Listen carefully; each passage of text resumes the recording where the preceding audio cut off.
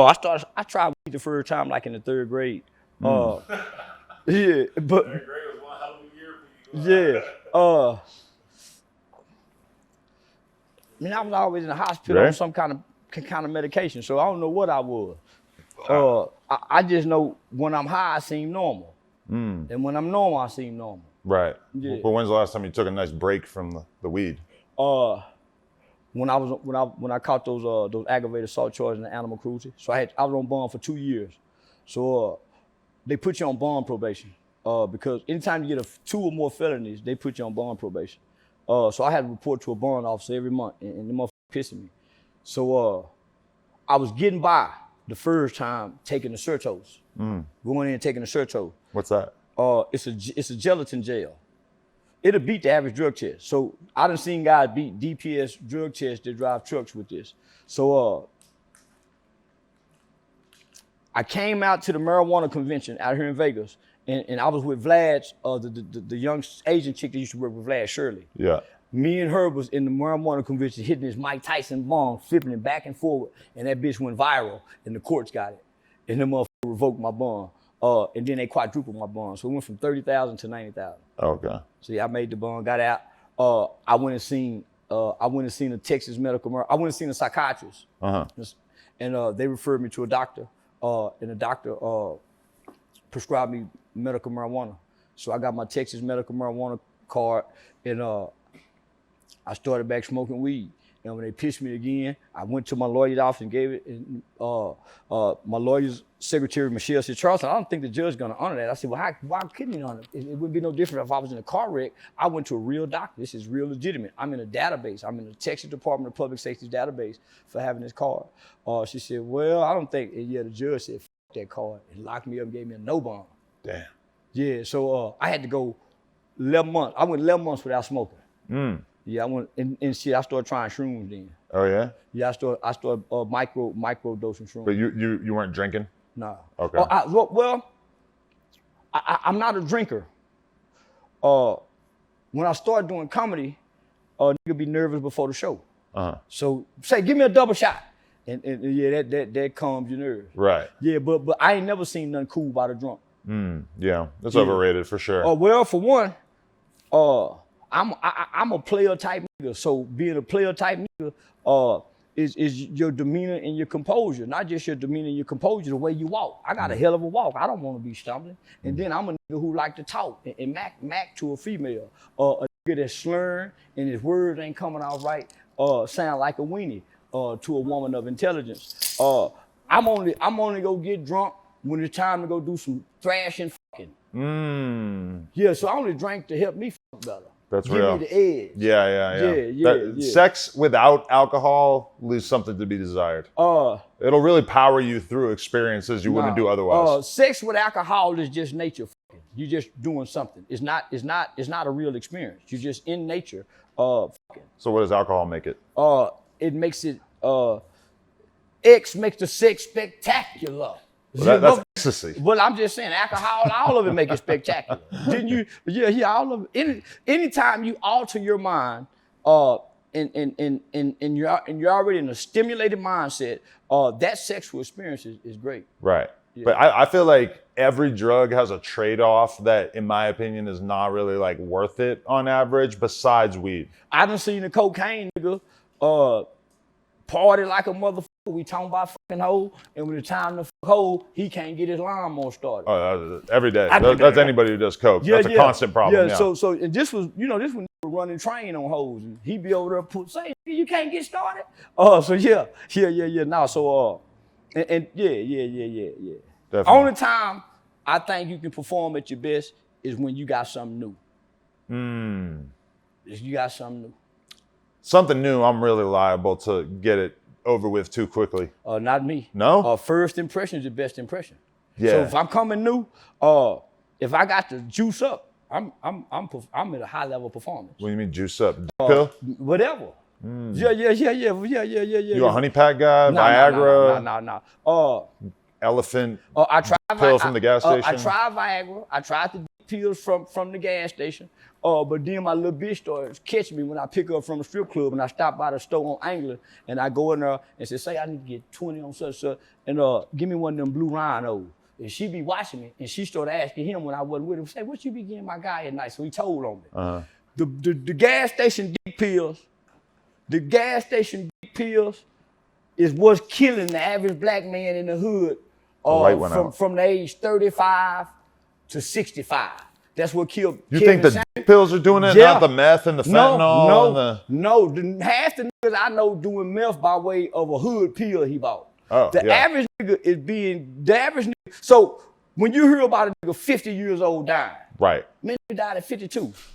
I started going to the funeral, walking up to his best friend, the pallbearers. When we get back to the church at the repast, and we eating it at the table, eating the chicken and shit, I say, y'all think them pills killed that nigga?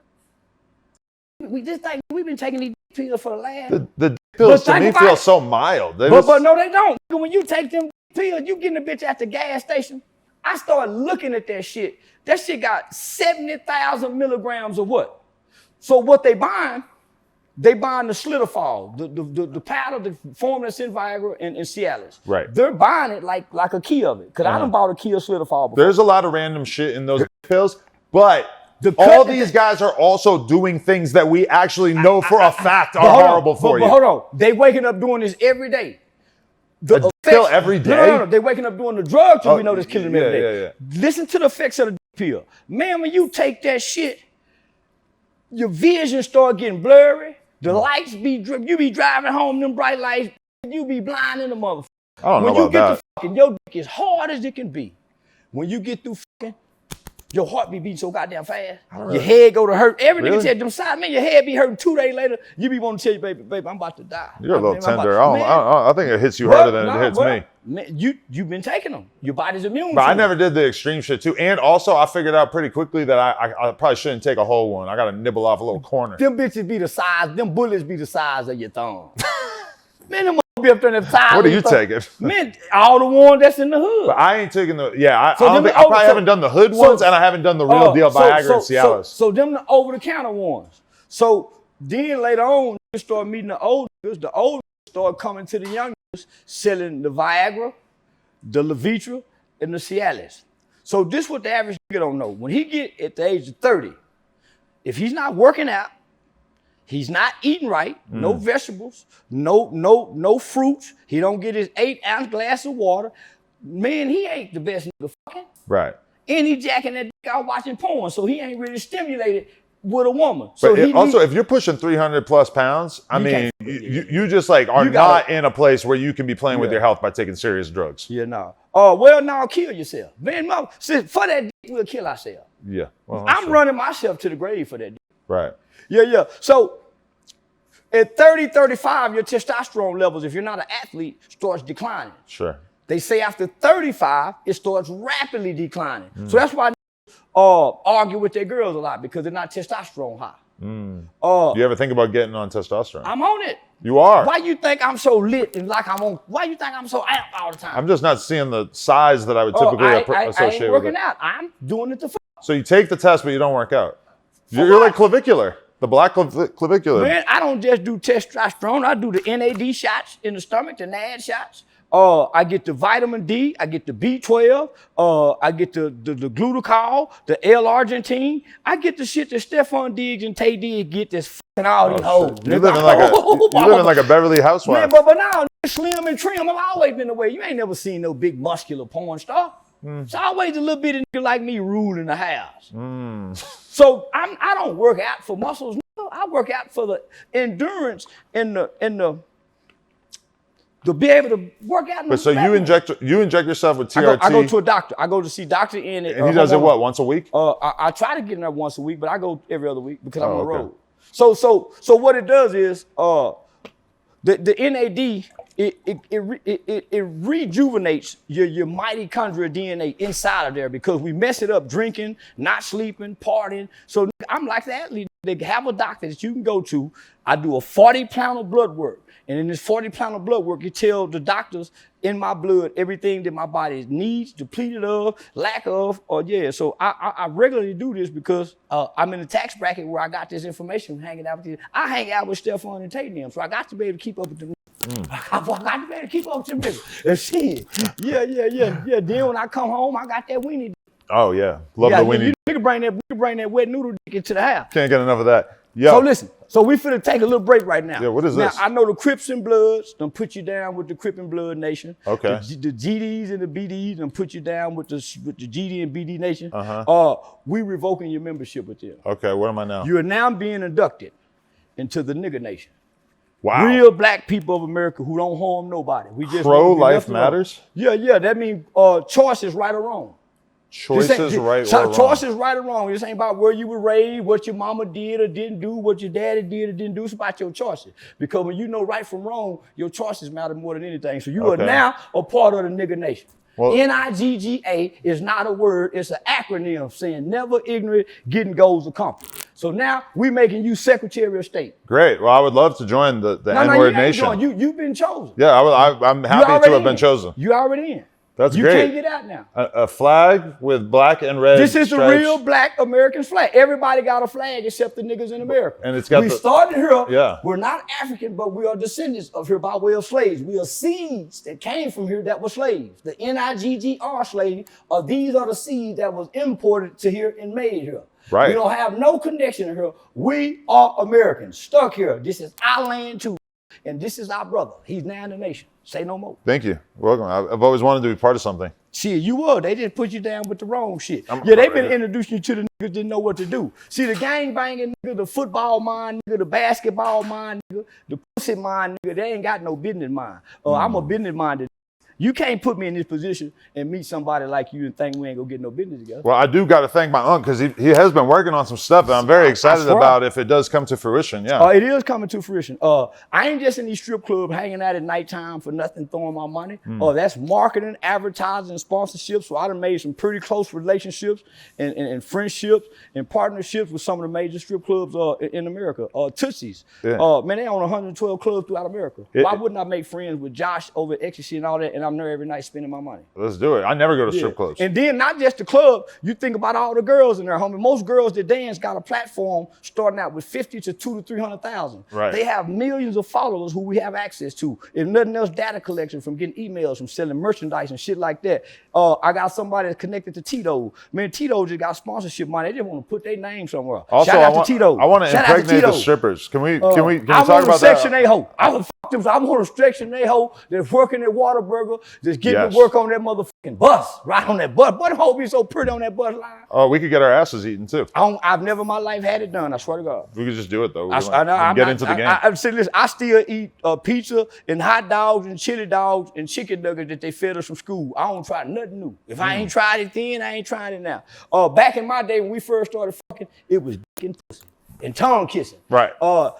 Eating didn't come to around about 92, 93 for the black men during the crack era. So you knew about it, but we didn't know about it. We you heard didn't even know about it. Wow. In the 90s, we never heard about ass eating in the 90s. Black men were just starting to eat pussy. I ate ass when I was 15, and I felt like a pioneer because nobody else I knew had done it.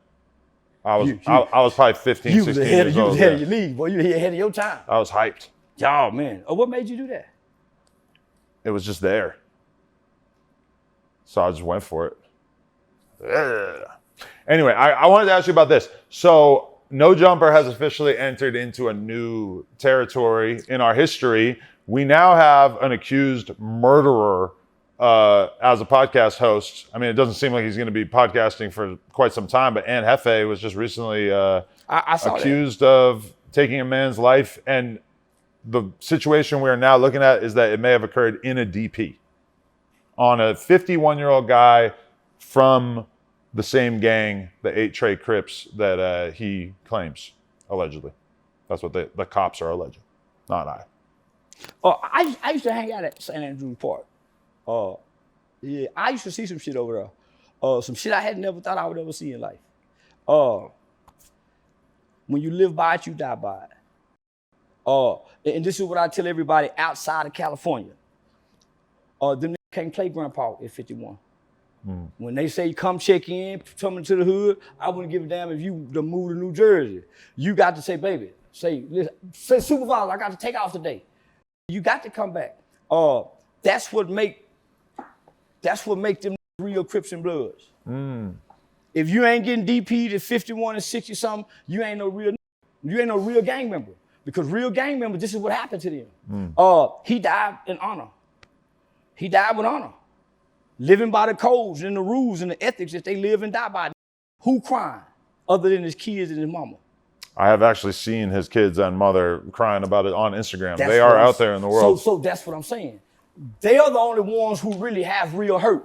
Well, I mean, his friends. His friends shouldn't. When we sit on these podcasts and we really promote and adhere to the codes. Wasn't nobody sad when Crip Mac got his ass DP'd. I played sad.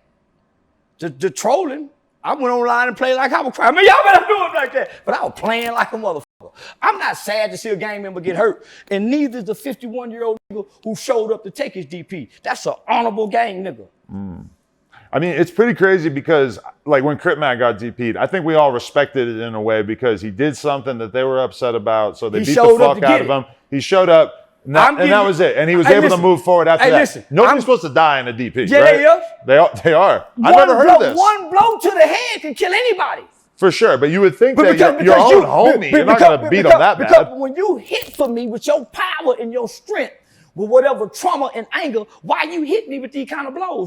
Because if you really love me, just think if we was parents and we tell our kids, say, come on, boys, get over there. Y'all kick your brother ass. If you love me, you gonna do me like this. You love me, but you gonna do me like this. When I fall to the ground, y'all gonna stomp me and kick me, my nigga. So, who wrong? Nobody. This is their life and their rules. They've been doing this shit over 50 years now. His family and them been hurting and pleading for this since he first got in. All of us outside of this shouldn't have no empathy and no compassion for it. Why? He showed up to live it and die by it. That's honorable. That's honorable. He chose this life. He walked it to the graveyard. You know, I got to respect that. Why? Because when I watched John Gotti's movie when he died, and John Gotti Jr. This is how I met Melvin Farmer through this speaking engagement. John Gotti Jr. was going to federal trial. He kept beating the feds, and they kept coming back charging him.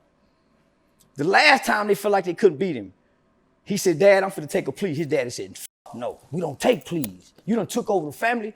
His daddy was saying, no. He was the only mafia leader who wanted his son to replace him.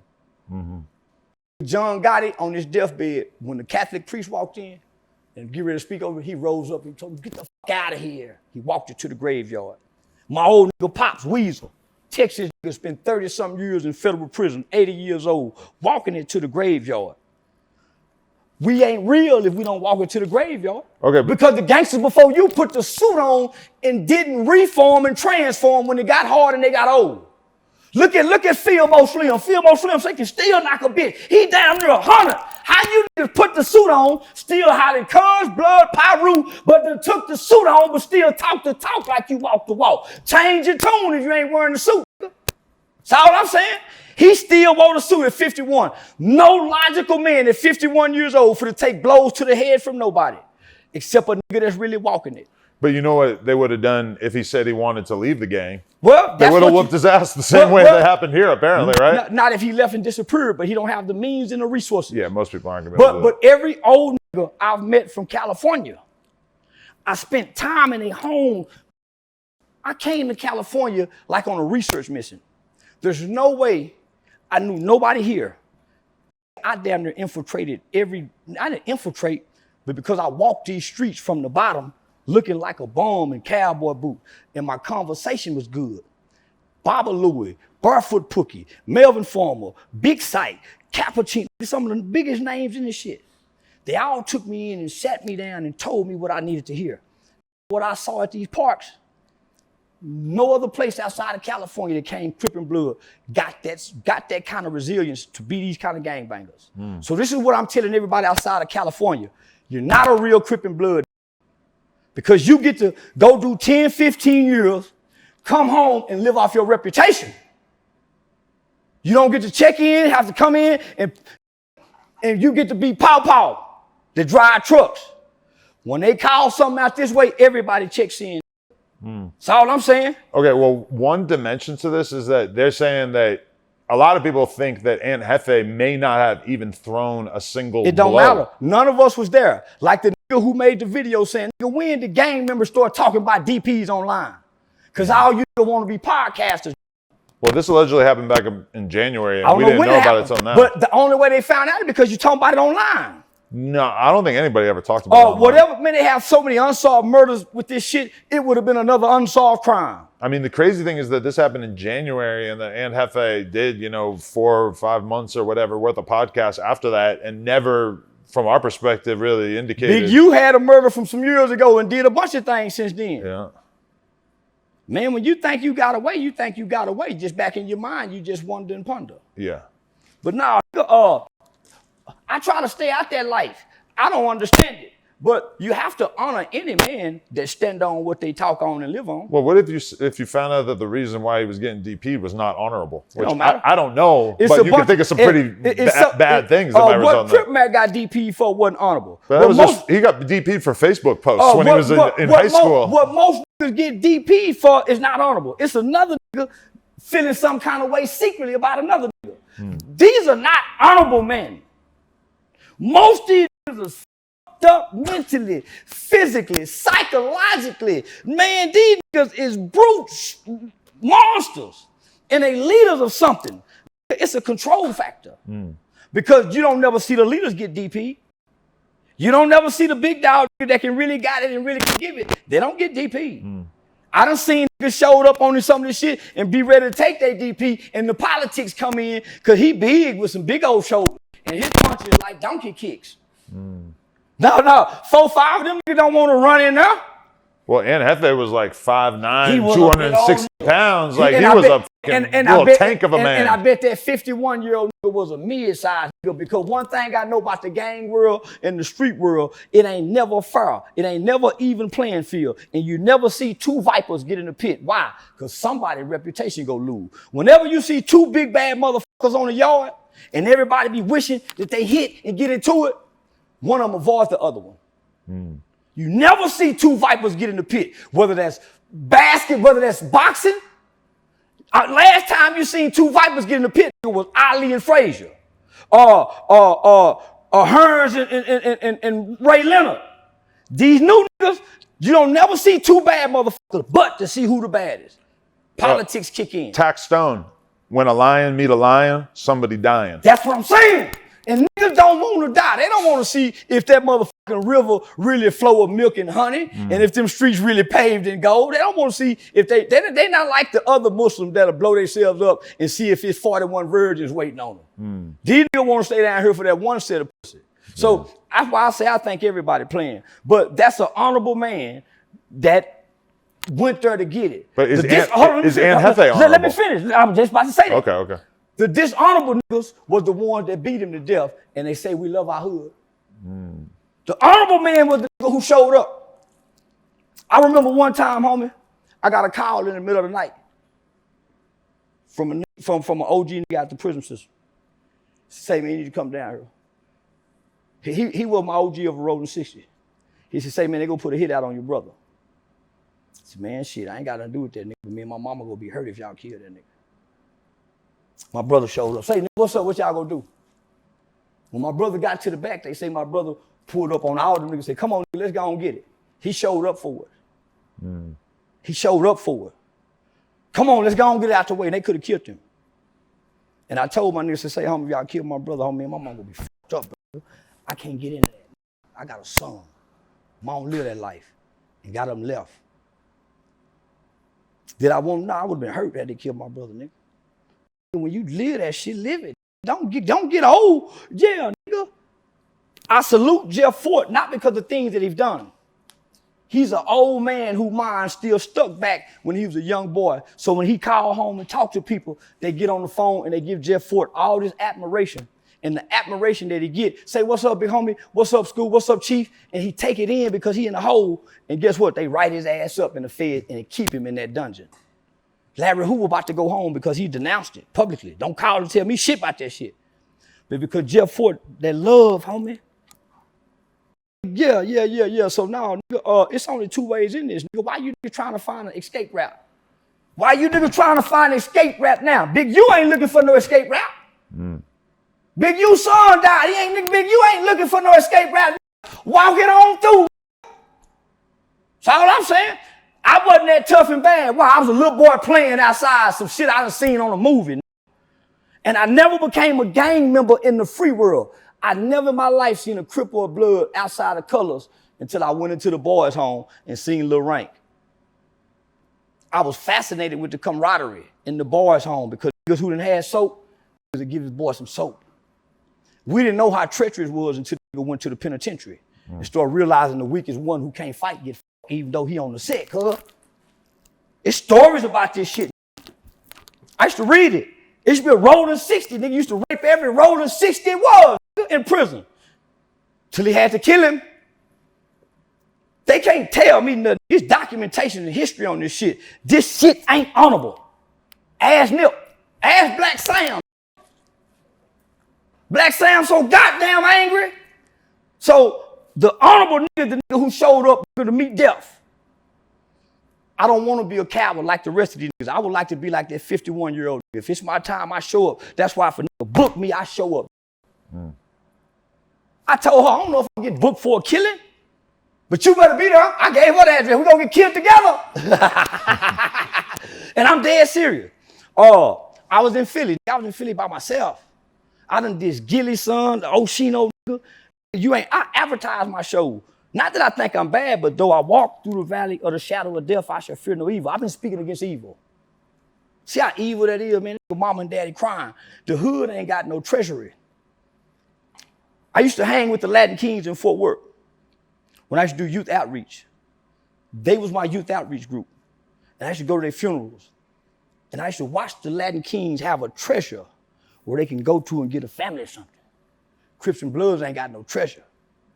A treasure where we putting something in the pot. Man, fuck them. That's why I say fuck that shit, homie.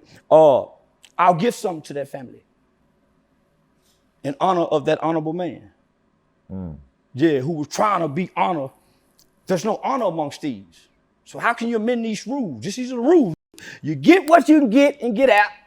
Don't trust nobody. Don't fuck where you lay and stay at. Don't talk to the police. Who changed the rules? And there's only two roads to this: death or jail. All the gangster movies I watched, what nobody said but the wife and kids. What do you think No Jumper's role in this is? Nothing. You don't think we're responsible? You don't call DPs. You don't think that maybe they were using you? Maybe NFA wanted us to know that he was capable. Like he might have been trying to impress us. We don't know. Well, how? He never told y'all about the murder. I'm just kidding. Yeah. Oh no, Adam. They say you using them, but they come to use you. Yeah. This light got some rewards to it coming to sit over here because this is one of the biggest platforms, if not in Black hip hop America, for surely in California. Definitely. So nigga, this is a big stage for niggas to put cocoa butter on their arm, put their best colors on, cock their motherfucking hat, and come perform in front of these big lights. Where do you get this kind of attention at? Because at the park, they don't get this kind of attention. In the hood, at the store, they don't. This is familiarity. This is something new. We all chasing the light. For sure. Except me, I'm walking with one. That's why I light up everywhere I go. The niggas who chase the light run into like Diddy, holding the light, saying, hey, suck my dick, stay here. See, I ain't chasing the light. Nigga, ain't no telling who holding the light. I'm walking with a light. That's why I light up. So they were using you, my nigga. I'm sitting back watching these. I'm sitting back watching these California saying, man, ain't none of these niggas got no game. And and I'm gonna tell you that. That's why when I decided to leave Texas, I was just gonna go to Florida, Chicago to do youth advocacy work, or California. I came to California because I had a childhood friend who lived here and started working doing youth advocacy work. That's how I met Althea Mosley and all that. So the old niggas who already been to the feds, then I already told me the California just big and tough bullies. They just rah. They ain't no game related niggas. That's why they pimping is guerrilla pimping. That's why everything is So you think that transfers to the podcasting? I'm finna tell you why. Because you ain't got no niggas just coming with no business mind. All the niggas coming with gang banging mind. So ain't no nigga came in with no motherfucking t-shirts to sell. Ain't no nigga started no website, www.therealcharlestonwhite.com. Go get this merchandise. So every nigga I get into it with, I turn them into merchandise sales. There you go. So here it is, you connected to a white guy that's probably top 5 in the porn industry. Big in the porn industry. Most of these got nice physiques that white women or whoever would like to look at. They got the nice big prison bodies. All of them perverted and sexual, talk about who they're You got an OnlyFans page that they can come over here and shadow your OnlyFans page, modeling in them drawers, showing a print, showing up, greasing their legs. You're saying you're going to do this? No, I'm saying they could have done it if they had a business model. Right. Marketing, promotion, advertisement. Nobody who ever sat here that came out of California with a black gangbanging mind went and started over here with a business mind and used you as a point of reference except AD and the Back on Fig brothers. But they're not doing porn, are they? No, I'm not doing porn. You're missing my concept. You could have gotten anything being connected to you. What I do, man, I've been in these clubs every night. Say job, man, me and Adam 22. Why? Because you had already came to Texas and you was gonna do something with Dallas Show Club. I think they didn't have the budget for marketing to pay for what you wanted to pay for at the time. Oh yeah. I think me and you had talked about doing something. Oh yeah. So I said, shit, I done connected back to him. It's probably better if I do it on my own because as soon as my wife gets involved, she wants more money than I'll do it for cheaper because she got the bigger name. She looks at true. She got the bigger name. But she also looks at it as she doesn't want to take a step away from being a mom. So therefore she feels like she needs to get paid this amount. Whereas from my perspective, it's like, oh, I get to go hang out with a bunch of whores. That sounds amazing. And we working though. Yeah, working. So with that, you know, I mean, you talking about all type of so there's no more people in the black entertainment hip hop world that's reaching out for the liquor brands, the vitamin water brand. I done reached for the water, the liquor, everything. I'm in a position to do it. I got brand collaborations and partnerships that I can do to make it that much more easier. You could be like Diddy with Ciroc. I'm trying to be, except I'm not sexually driven. You know, I'm not sexually driven. I mean, I like to show up with something. Yeah. I like to. I like to fuck on the weekends. Okay. And you also started this podcast by talking about dick pills. Oh well, we trying to get us a dick pill brand. Maybe surprise, we'll have one. Yeah. So I done That's been a good paid. idea. So I done been paid $3,000 in the store one time by some guys that's manufacturing doing a honey pack just to take a honey pack in the store, and my woman was mad at me. I said, "They paid me to do it." Yeah. But it didn't work. It didn't work. Honey pack didn't work. I would hate to take a honey pack and then just have to beat off. I do coffee. I use the coffee. This coffee, it has the L-arginine in it that's natural. It's all come from the ground. Wait, this is your pill of choice right now? No, don't tell our secret. Why do you got it? Because everybody can't get it. Okay. It's natural coffee. That's good. But it has L-arginine in it that has what you need for your libido. Okay. But you're not trying to get a boner right now, are you? No. Okay, good. I'm marketing and promotion. Are Yeah. you going to take that later? You got it in your pocket. I take it in the morning time. Every morning? So this is what it does. So once it goes into your body holds it. And the dick pills your body starts to use instantly. Right. The L-arginine, because it's a natural supplement, it goes into storage. And then when you crank up, you crunk up. But if you ain't never crunk up, you ain't walking around crunk up. Okay. You just got your chest puffed out a little bit. Yeah. It's like a hot link in the pot when it starts to boil. It just kind of swell up a little bit. So it ain't hard. It's just the blood. That's pretty good though, yeah. Don't you see how amped up I am walking around here? I drank that coffee this morning. I knew I was coming to Vegas, and I wanted to have my pistol loaded. Well, I appreciate you showing up to the podcast with a boner, but it's not no boner, but it's a weenie. How do you feel about the new Drake albums? Have you got to spend a bit of time with them? I listened to the first one. It's Iceman. You can't take nothing good. You can't overdose on nothing like that on one time. You can't. So you got to take your time. Yeah. Don't rush because he didn't take his time putting it out. Don't be so rushed to judge it because normally you have to listen to an album 1 or 2 times before you can. So no, man. I do think it's kind of odd for the people who listen to all 3 the first night. I listened to Iceman cool. And then I listened to like the half of if you listen to all three, you a hater. You ain't finna rush through no good shit that you like. Now I feel very comfortable saying I like understand all three. But it's been a week, you know. Oh man, listen. This what I did. Once you hear one or two, you go back to it. Man, play that bitch again. I'm a repeat nigga.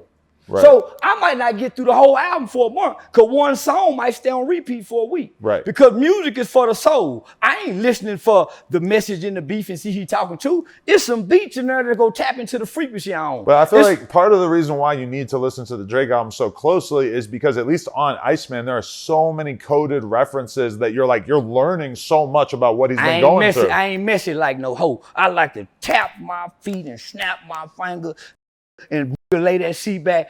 Nah, man, you're not curious to hear his deepest thoughts towards Kendrick after all that's ensued? No. You know why? He stayed silent, so this ain't about his former great friend J. Cole, he's got words for him. He's speaking to Lucci, and he's speaking to... I wouldn't give... Listen, I'm not in music to depict messages. I'm in the music to hear good music. Yeah, it's a message in the music, but so is the lyrical content in the beat frequency. Man, but I feel like part of what you get from a Drake project is you get to learn so much about what it's like to be the biggest rap star of all time. Which he doesn't really do interviews where he talks that deeply that often. So this is the kind of thing that you really get to find out about through the music, right? You have to be very in tune into the beef to be able to depict who he talking to. I can't figure out who he talking to. That's part of the fun. You go on Twitter and you see people break it down. You watch some videos. So there's a song Lil Baby got, Other Boy. And in that song, he said, turn the boy into a male stripper. Somebody say he talking to this guy. I ain't know that till somebody said it. Yeah, I probably wouldn't know either. That was saying. Who's a male stripper? Who's he beefing with? I ain't finna say that, because Yeah? So listen. So I don't know he talking to this nigga, but the song a motherfucker. Turn a boy into a man. It's just a good punchline. But a lot of the biggest artists are like this now because Taylor Swift, same thing. People love to pick apart her lyrics and try to figure out. She's talking about all her past relationships. But you could be a surface level Taylor Swift fan the same way you could be a surface level Drake fan, or you could dig into all of the depth. Luther Vandross was singing love song like a motherfucker. Right. Nobody knew he was singing to a man. Freddie Jackson singing like a motherfucker. I'm not listening. I'm taking this and internalizing it. I'm not trying to figure this man out. Okay. My life is music heals the soul, gets you through shit. Nigga, when I'm feeling good and that good motherfucker song come on, I ain't think them niggas beefing. But so, okay, given your ability to decode an album is based mostly on just how it makes you feel, how do you feel about Iceman? When Tupac was talking all that shit in Machiavelli, I wasn't trying to decode it, and I'm still not trying to decode it now. How's Iceman making you feel? It's a good album. This is a historic album. Hell yeah. Last nigga did this was Tupac and DMX. Them were the last nigga put out doubles, and they was good album. He done put out one good album that I done heard. I ain't got to the other two. Why? I ain't rushing through nothing, nigga. I'm gonna go back, man, play that bitch again. The Blueprint 2 was a double album. Yeah. Pretty good album. Yeah. Wu-Tang Forever. Yeah. But it has kind of fallen out of favor. But a lot of people put out albums now that like, even Drake's past albums, like Scorpion and shit, were kind of like too long to be like single albums. They were more like playlists or whatever, remember? Man, the boy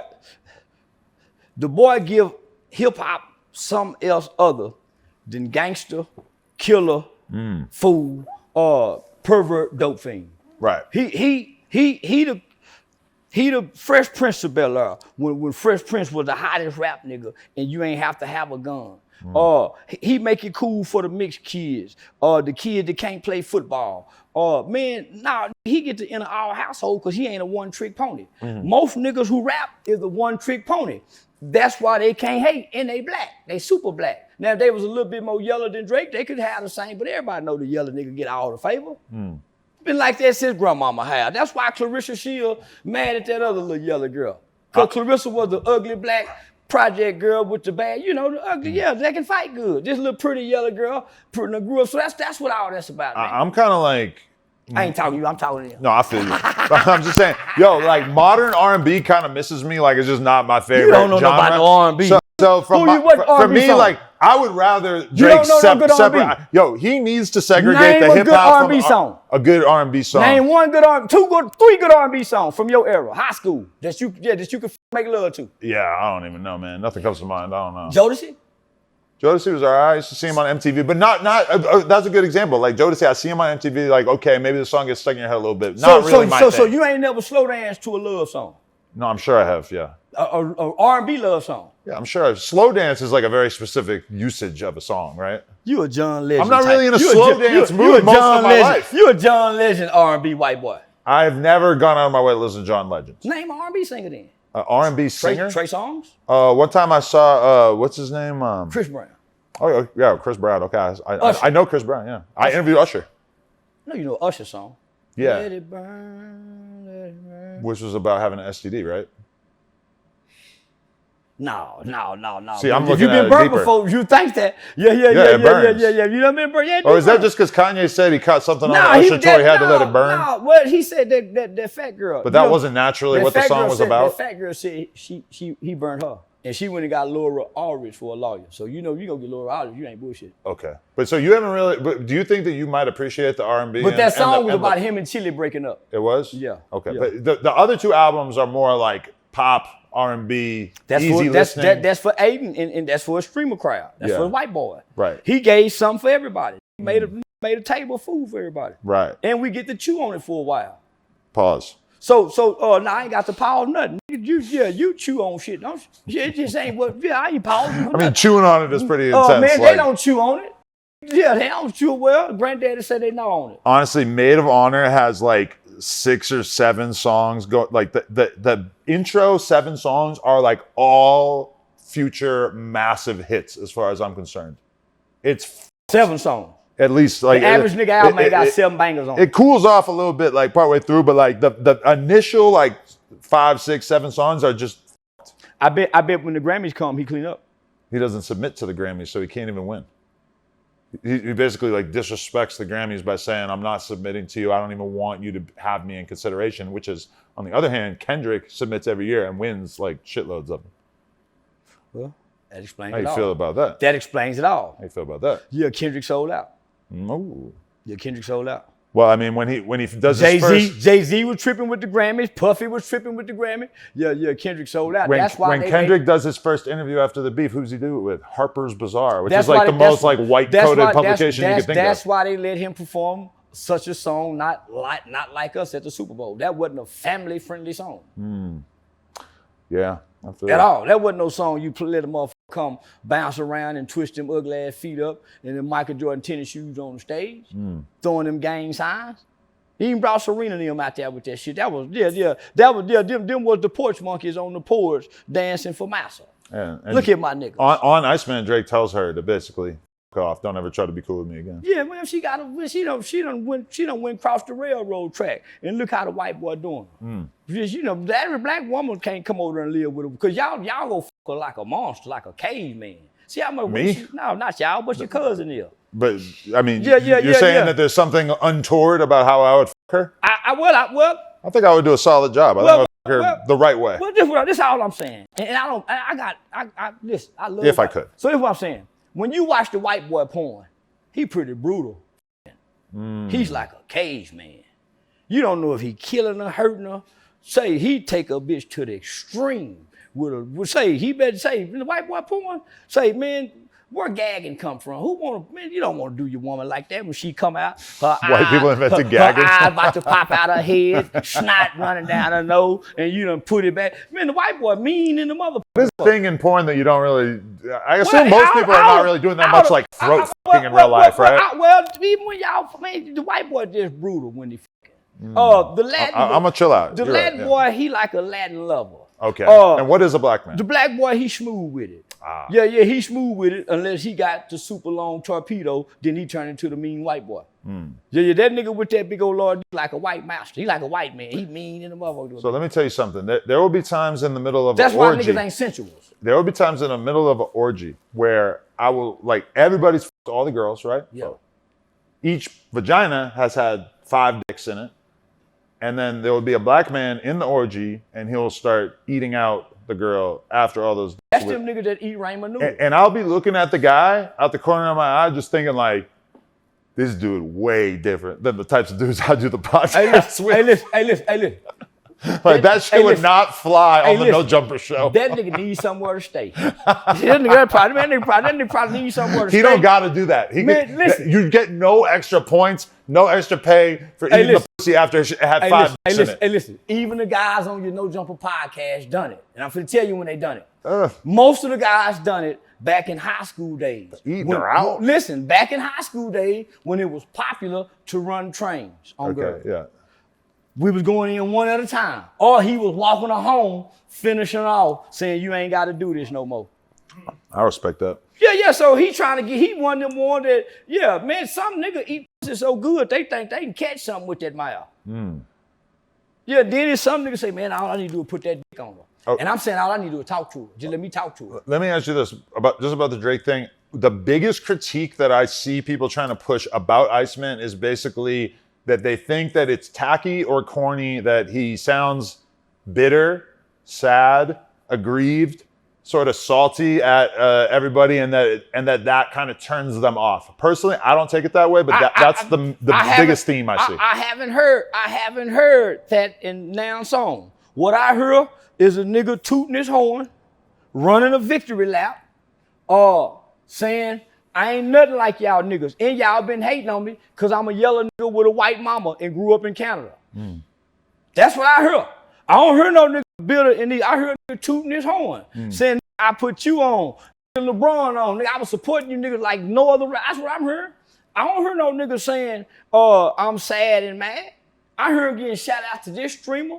I hear him, let me just say this. Let me take this back. I see him putting the light back on niggas who tried to take the light from him. Boy, that's how you exit the stage with grace.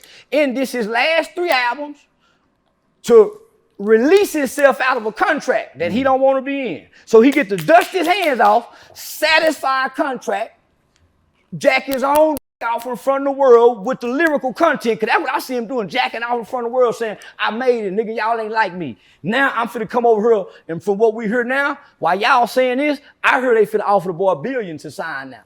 He insinuates that, yeah. Well, now I heard multiple media outlets insinuate it, just like they insinuate he's angry, he bitter, and he sound disgusted. So it's a flip side to that coin too.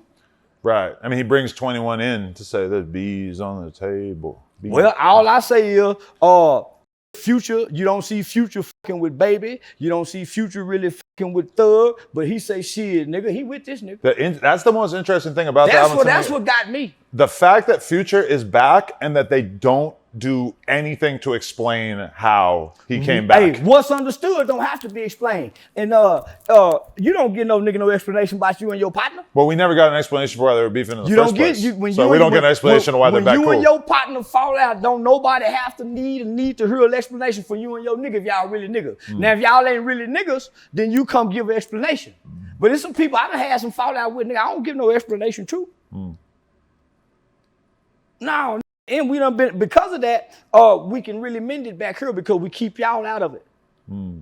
Whether that's a relationship or friendship, got to keep y'all out of it. Yeah, no, definitely. Yeah. Okay, so how do you feel about the Adrien Broner resurgence that we've really seen through streaming? Put my phone on charge so I can show him. Him and Dean been really great content, going up. Great content. How do you feel about it? I don't see longevity. I've seen many people come in the moment and do this for the moment. And nigga, shit, by Christmas time, they ain't in the moment. Content in everything is everything. Their level of content won't last long. You don't think? Because it's so grounded in him drinking and being a party animal? We've never seen a good outcome with a drunk that's drinking that already had past problems of being a drunk that drinks. Because why? When he get drunk, he gets violent. Yeah. The more drunk he get, the more confrontational, the more violent he get, and he's touchy-friendly with everybody. Right. Say, man, you a bitch-ass nigga. He's grabbing the girl's ass. Well, man. Actually, she apologized for that, I believe, because they paid her for that. You think? Yeah, they paid her for that. That might be smart. Because you don't run to the internet. Why? Because somebody coaching her to run to the internet. Nigga, she ain't number 19. Yeah.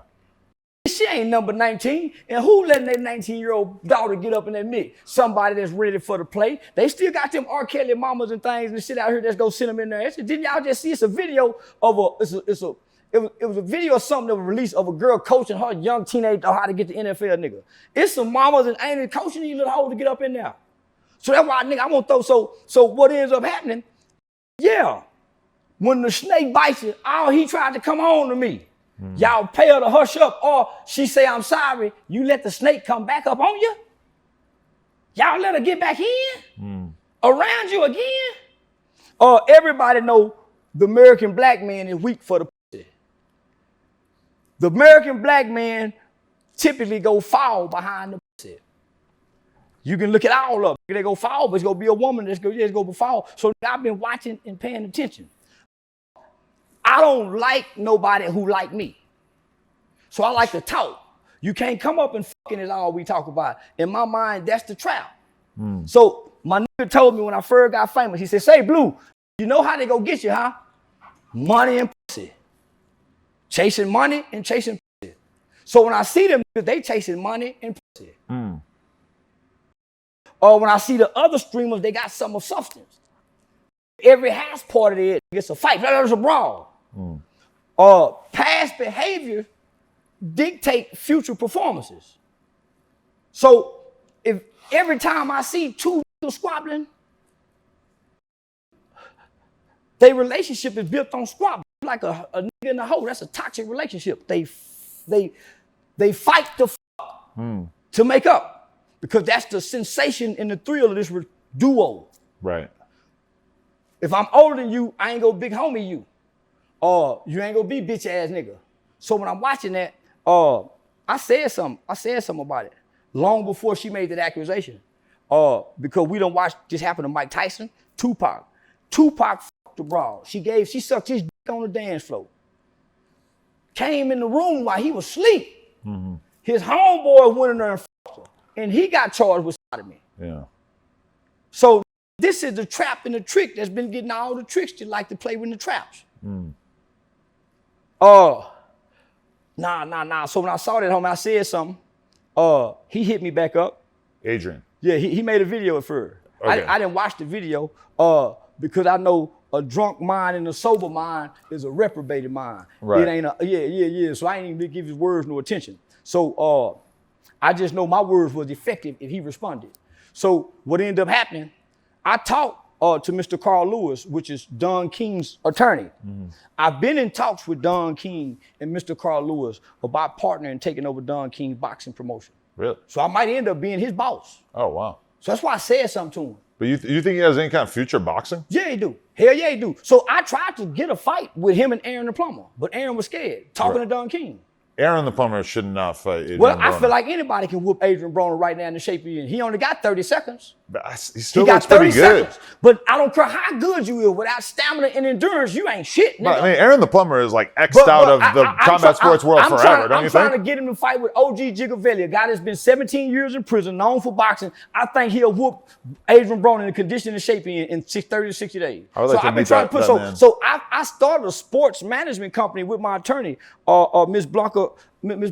So I've been getting into boxing. That's why I said something to him. And when I said something to him, I ain't had nothing else to say. Everybody who's tried to do anything business-wise with Aaron the Plumber has come to regret. Yeah, I did too. Aiden Ross, Vlad, me, everybody. The only reason Aiden did that because I begged Aiden, come on, man. I walked him back to Aiden. Right. And that nigga crossed me, homie. I believed in him a lot too. Yeah, so I said something to Adrien, and shout out to Mr. Carl Lewis, Don King's attorney, and shout out to the people of Cincinnati.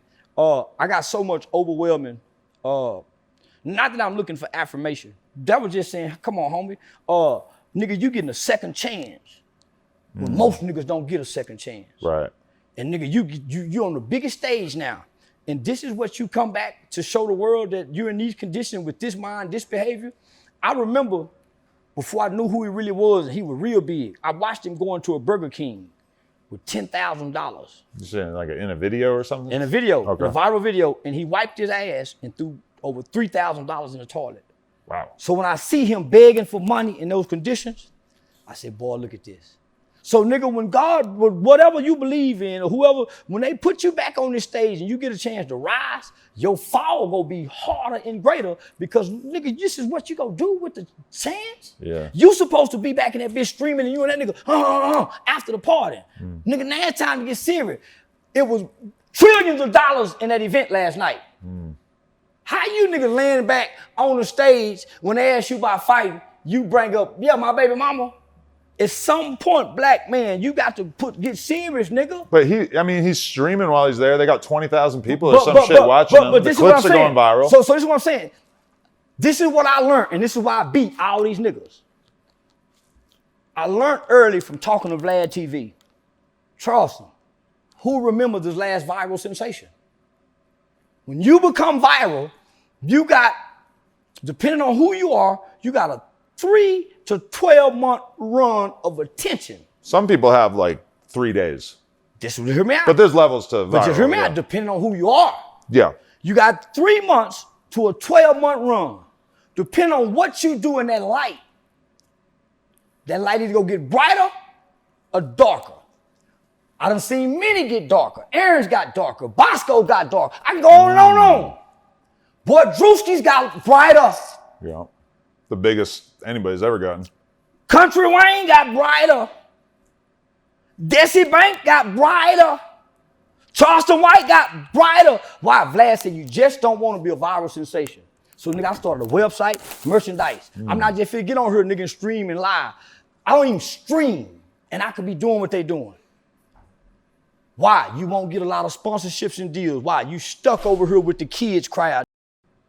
With this kids audience, and Kick already got a structure for who they done gave the big money to. So come work, boy, but we gonna feed you good though. But that's a job. Having to do this every day. Right. Well, I mean, I think the real question and the test for Adrien Broner will be, will he be able to be a popular, sustained influencer, social media character, et cetera, once he kind of gets past the drunk crash out stage? You don't think he got it? He don't have the gift. He's entertaining drunk. Being obnoxious, a male chauvinist, disrespectful. His gift is boxing. He's a legend. He's a genius. Your gift is what you fall back on. Yeah. This is feeding you to get back to your gift. Right. But you stuck over here having party, fucking whole drinking. Yeah. So yeah, no, homie, he had a chance to, and it's not too late. But I never knew, and I hate to say this, because his camp asked me to not speak on him. I never knew Earl Spence drunk when he was at his height. I went to a Dallas club, North Dallas club one time. I seen him 3 different times, drunk in a motherfucker. How you gonna be the champ like that, nigga? Seen him and I seen him one time, he wanted to fight drunk. And then I heard Adrien Broner say, all heavyweight champions have an alcohol problem. Then I became best friends with Shannon Briggs. And Shannon Briggs said, champ, I don't drink no more. Because nigga, when I was drinking, he became a whole different person, stopped drinking. Let's go, champ. Started getting into his body and weight. That's what I be looking for when I see Adrien. Yeah, homie, so I know from doing podcasts and him doing podcasts with podcasts I've done, everybody say this is how you come, drunk and want to fight. So when I'm sitting back watching this, I'm saying, like I see the California nigga, say, my nigga, you can't put me in this position and think I ain't gonna win. God can't let me upprove with these people, nigga. They put me on these cameras and lights and think I ain't just here to entertain, nigga. I got a mind. So I'm gonna shirt now, nigga. I ain't no dumb black man. I ain't the nigga dancing on the porch. So, nigga, when I cut the cameras off, I'm somebody in the executive room will sit down and talk to. Them niggas can't come out of character, on or off camera. So I'm saying, you killing yourself. Nigga ain't hating on you. I told him, nigga, I ain't talking down on you. Now, all those viral moments, so like fights, grabbing the guns. It'll be used against him in court. They turn into lawsuits. They turn into settlements. So unless you're directing this live streaming traffic into something that is profitable, or who knows, maybe that's just your thing. You're going to be an IRL streamer forever. I send my daughter up there for a major lawsuit. There's so much risk that comes with it. I send my daughter over. I keep my daughter on them niggas' ass. Why? Because there's too many entities that you can sue. Yeah. Kick all them. It's too many entities that you can sue to promote. I would send my daughter over there, nigga, to dress her bad, but be a lady and to document it. Yeah. Just, hey, go get sexually harassed by this guy. No. Just go That's over the there. game? Just go over there and be in the presence. They're gonna do it regardless if you bad. Okay. Why? Because the black man touch what he like. And you do it in the club. And normally it's kind of blurry, like what is happening, but it's all on live stream, so it's perfectly documented, right? Well, here's the thing. They're not around men and gentlemen. They're around boys and frat boys in mid-age with high testosterone, very, very complete brain development, and they horny. And you're being fed alcohol and drugs. Right. This is what this is for. But nigga, when you get in that mix and you've been a 4-time world champion and you already got history and the documentations with this, and you offend people to make them want to be venomous towards you. You never make nobody feel like they're worthy to be in your presence. I mean, people will watch any old random person crash out and be drunk and act like a fucking psycho on social media. But somebody that they used to revere as one of the greats in boxing, like that's real catnip for the people. Nah, you know what was the greatest one? DMX. When DMX fell from glory, boy, y'all don't know, DMX was a bad motherfucker. Nobody have sold album like him. He was in movies. Niggas, all the major movies. Then he went back to doing drugs. Then he failed, started going to jail, child support. Then he went to Arizona, and boy, every other week we were making fun of him online.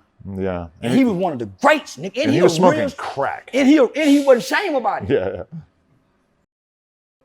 When he died, for 2 days, everybody played like they loved him. You ain't heard a DMX song or documentary reunion, but guess what? The family reached out to me.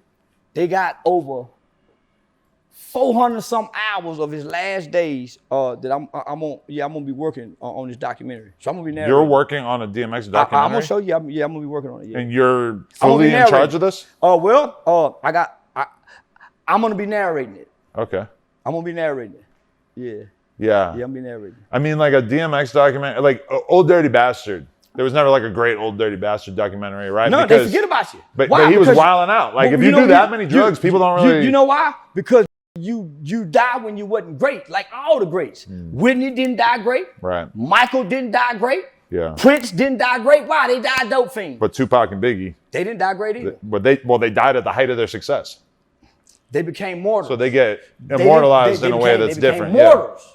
So they didn't just die. Yeah. They became mortals. Why? It was heightened success. King Von, heightened success. Mo 3, heightened success. When you get past the success, like all the greats do, I'm finna go back and get the old Harlem Globetrotters and you go play on my team. Not the new Harlem Globetrotters, the old ones who done been forgotten about. Okay. There's no more old that's being introduced to the young. You seem like you would fit in good with some like 70-year-old Harlem Globetrotters. I will, yeah. Nigga, I grew up listening to him at the barbershop. Them with my Michael Jordan. That shit out between the legs. Nigga, I loved that shit when I was a kid. I thought it was so cool. I remember being amazed when I found out that they weren't a real team. Me too. I was heartbroken. I was heartbroken when I found out they wasn't a real team. I was heartbroken when I found out the wrestlers wasn't really real wrestlers. That too, yeah. I was heartbroken when I found out Santa Claus wasn't real. They used to be able to pull the wool over our eyes. I was a real kid that grew up believing all these things was real damn near until I was a teenager. But you know what really broke my heart? When I found out rappers and street niggas wasn't real. I didn't find that out until I was in my 30s. Yeah. I didn't know rappers and these niggas that's been talking this shit, I didn't know they wasn't really real. Yeah. I didn't know when the police told them niggas to freeze, they froze. I thought they kept running. I didn't know that when they got in the white man's court system, they put on a suit and glasses and cut their hair. And when the bailiff said ride, they rose up. Right. I thought them niggas went up their hat on and the judge had to tell them, sir, you need to remove your hat. I thought them niggas sat in court like this here. I ain't know them niggas went down there and started calling the prison guards boss. Say, look at our boss lady. I ain't know that. I thought when a nigga got 10 years, he went down there and broke every rule in prison. I didn't know niggas went down there and followed the prison rules to try to make their first parole, Adam. Why? You've been breaking rules all your life. Now when the white man gets you, now you want to follow rules? But that's the standard for being a gangster is you have to break every rule. You can't listen That's to what anybody John Gotti ever. said. John Gotti said it. So when I watched Pablo Escobar, everywhere they been, they broke rules from elementary to the end. All the other niggas I saw before me not follow, even when they got to prison, they didn't follow But the rules. goal is to break the rules and then not get caught. No, it's not. Yeah, that's what John Gotti, that's what he's doing. He's creating elaborate ruses to be able to break all the rules and get away with it. John Gotti hated Sammy the Bull because he never went to prison and got caught. John Gotti hated him. It must have felt very unfair. Well, because you're not battle tested if you don't get caught. Why? Everybody get caught. But that's what all the gangsters say about each other too. He never been to prison, so he ain't gangster. Okay, you're not. Yeah. You're not. You're not? You're not. I mean, you're still something. You're nothing. You're nothing. So you got 10 bodies, but you never went to prison and you're nothing? You're nothing. Because you're gangster. Because get what? You got 10 bodies. Get what? And you're a master criminal. You got away with it. All the niggas that get 10 bodies, follow rule by another nigga in there. He don't get 10 bodies in there. Why? It's easy to get 10 bodies shooting. In their hand-to-hand combat knife, they don't get them same bodies. Right. They be coming there and become Muhammad Yahweh. All the killers on the street that's the real shooters ain't the bad niggas in there. The bad niggas be them DMX dope fiend niggas we be laughing at smoking crack. Why? When them niggas get in there and get off that crack and go to eating all that starch, they look like Tookie. And them niggas be real dangerous. Cause dope fiend niggas dangerous. Them dope fiend niggas be dangerous. Them niggas down off on there on Skid Row, them some of the most dangerous people in society. When you get in there, that's them dope fiend niggas you been laughing. Now they big homies. Say, look out, big homie. Say, look out, OG. So, yeah, miss me with the killer talk out here. You are not gangster if you ain't been to prison and prove your gangster. I ain't gangster, my nigga. Right. I stopped trying to play gangster as a little bitty boy when I didn't go to prison. Well, speaking of gangsta, how are you feeling about Ray J's gangsta since he got unceremoniously knocked the fuck out by Super Hot Fire last night at Brand Rest? I was hoping he killed Ray J last night. Y'all really hoping Ray J got killed last night. Why? I'm ready for him to die. Ray J is a great man, a great American. No, he ain't no Ray man. Nigga hating on the bitch that made him famous. His sister didn't make him famous. The Kim Kardashian tape did. He be thankful to them people. He should be thankful to both of them. Too. Brandy. Brandy don't fuck with him. He get a name. No. He done really made Brandy sick. That's why she don't fuck with him that much. That's why he got to come out. But Brandy, I'm sorry. She really don't. He's a fuck up. So she does never acknowledge him publicly, really? Fuck up. Damn, I never thought about that. He's a fuck up. But that's like Raven not acknowledging Orlando Brown. Why would he's a fuck up? That's what I'm saying. Like if you have a celebrity with a relatively clean cut image, and then you have a sibling who's out of their fucking mind off drugs, you got to separate. What else are you gonna do? You got to just keep them at arm's length and not talk. Remember Nick Carter and Aaron Carter? Yeah. You never heard a word from Nick Carter throughout all that shit. For one, you don't want to bash your brother if you're raised in a good home. You ain't kick your brother in the ass, but you just don't acknowledge him. Yeah, when you're famous, it's different. You can't just be arguing with him in the public eye. You don't even argue with him at home. Yeah. Why? He a fool. So this is what I'm saying. Just 7-8 months ago, the boy was on stage with dripping blood, how the body finna die. He was in the hospital. He was in jail for threatening the baby mama with a gun. So he said he got 6 months to live. Nigga, gon' die. And you wasting time on earth if this is what you're doing in your last day. If motherfucker tell me I got 6 months to live, nigga, I ain't fit to do no UFC boxing match. You know what I mean? No. I mean, if he wants to live longer, he probably needs to get in shape. And if he trains for a boxing match, he's going to get in much better shape. He don't want to live long. That's why I'm telling him gon' die. Gon' start telling himself he dying and lose weight and lay up somewhere. Yeah, quit trying to act like he want to live longer. I mean, I'm going to be real. He came off very unwell. Yeah, nigga die. It looked like he got knocked out too easy. It looked like he was just too like, I can't fight worth a shit, but he looked bad. It did not make me have confidence in where he's at. My nigga should have jumped on top of him and beat him in the face like the real UFC to fight. He just should have let him lay down there. He should have kicked him in his ass too. Taught him a lesson. Super Hot Fire? Yeah, he should have kicked him in the ass, kicked him in the face, do him like them niggas do him when they DP'ing you. Kick him all in his ass. Well, you can't do that. They'll It's stop UFC you. fight. Yeah, you can. Oh, you mean like? Man, he can come down there. Well, but he knocked him out. The fight ends. You make the ref get there. Like you make me, you don't just let's stand over him, nigga. You do him like you do the yeah. You said, nigga, this Randy brother. You show us, man. You make an example because he been talking tough. Yeah. Yeah, he been talking tough, and he been talking about he gonna something. So he supposed to kick that nigga out of his ass like Montana did Broner. Bill Montana, what Broner had him walking to with them baby deer legs. Yeah. Boy ain't been right since. It's a very rare black dude who will like threaten to basically rape their op. Well, he been Jay has apparently just entered into that pantheon. Multiple times. He been fucking with Diddy. Ray J? He said he been fucking with Diddy. He been hollering free Diddy, advocating for Diddy. Man, we got federal testimony that Diddy is a calm drinker. He drank calm with his woman. I don't think he drank. I think he just put it on his nipples. Well, whatever he do, he like to taste it. The same thing. Did he taste it? That was the man said he like to taste it. Don't make me ask the AI. Did he taste cum? Man, go read the court testament. That's what the man flew in and said. Well, listen, if he wants to taste cum, he can taste cum. Yeah. I ain't, man, I ain't got a taste for a bunch of shit. Yeah. Now, I was a breastfeeding. The nipple swirl was enough for me. Man, I ain't tasted my cum or now, nigga. You never tried your own? I ain't never tried mine. You gotta sample the work. No. I tried to eat pussy from a white girl named Ginger in the 8th grade. She went to Workman Junior High. I went to Hutchinson Junior High. Me and my partner Montoya, I snuck my mama car out, went and picked up Montoya.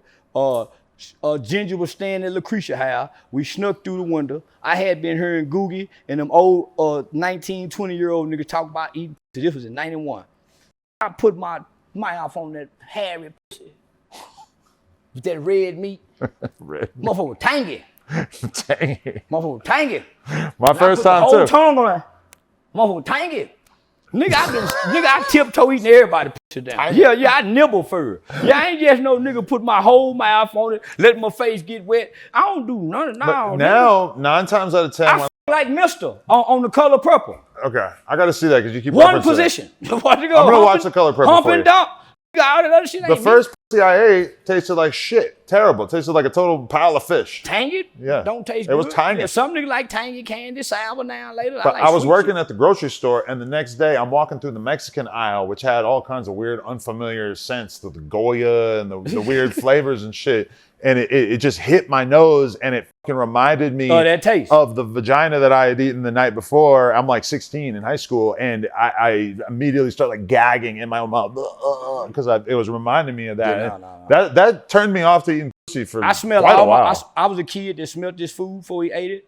So I'm real particular about what I put my mouth on. Yeah. And they'll tell you that's why you don't hear now Hogo make it. Y'all, he eat my ass. You don't never hear that about me. Okay. Ever. And I ain't no big tongue kisser. Oh yeah? Yeah. I love to make out. I'm a home run hitter, nigga. Barry Bun. Oh, yeah, I don't run around high school. Yeah, Barry Bun. Yeah, everybody. You gotta take some breaks and make out with her. You man, eat her pussy after you just f***ed it? No. Oh. No. Mr. Manners over here. No, I thought that was foreplay. I didn't know it was afterplay. Just everything. I was taught different. Foreplay. If you off that good coke, we doing everything. I thought once you get hard, everything is about the wheel. Get on the logger. What you get out of eating it? Other than her moaning and messing your face up? Nothing. It's a little interim, little interlude. No, shit, no. No. Yeah. Okay. Yeah, white boy started that.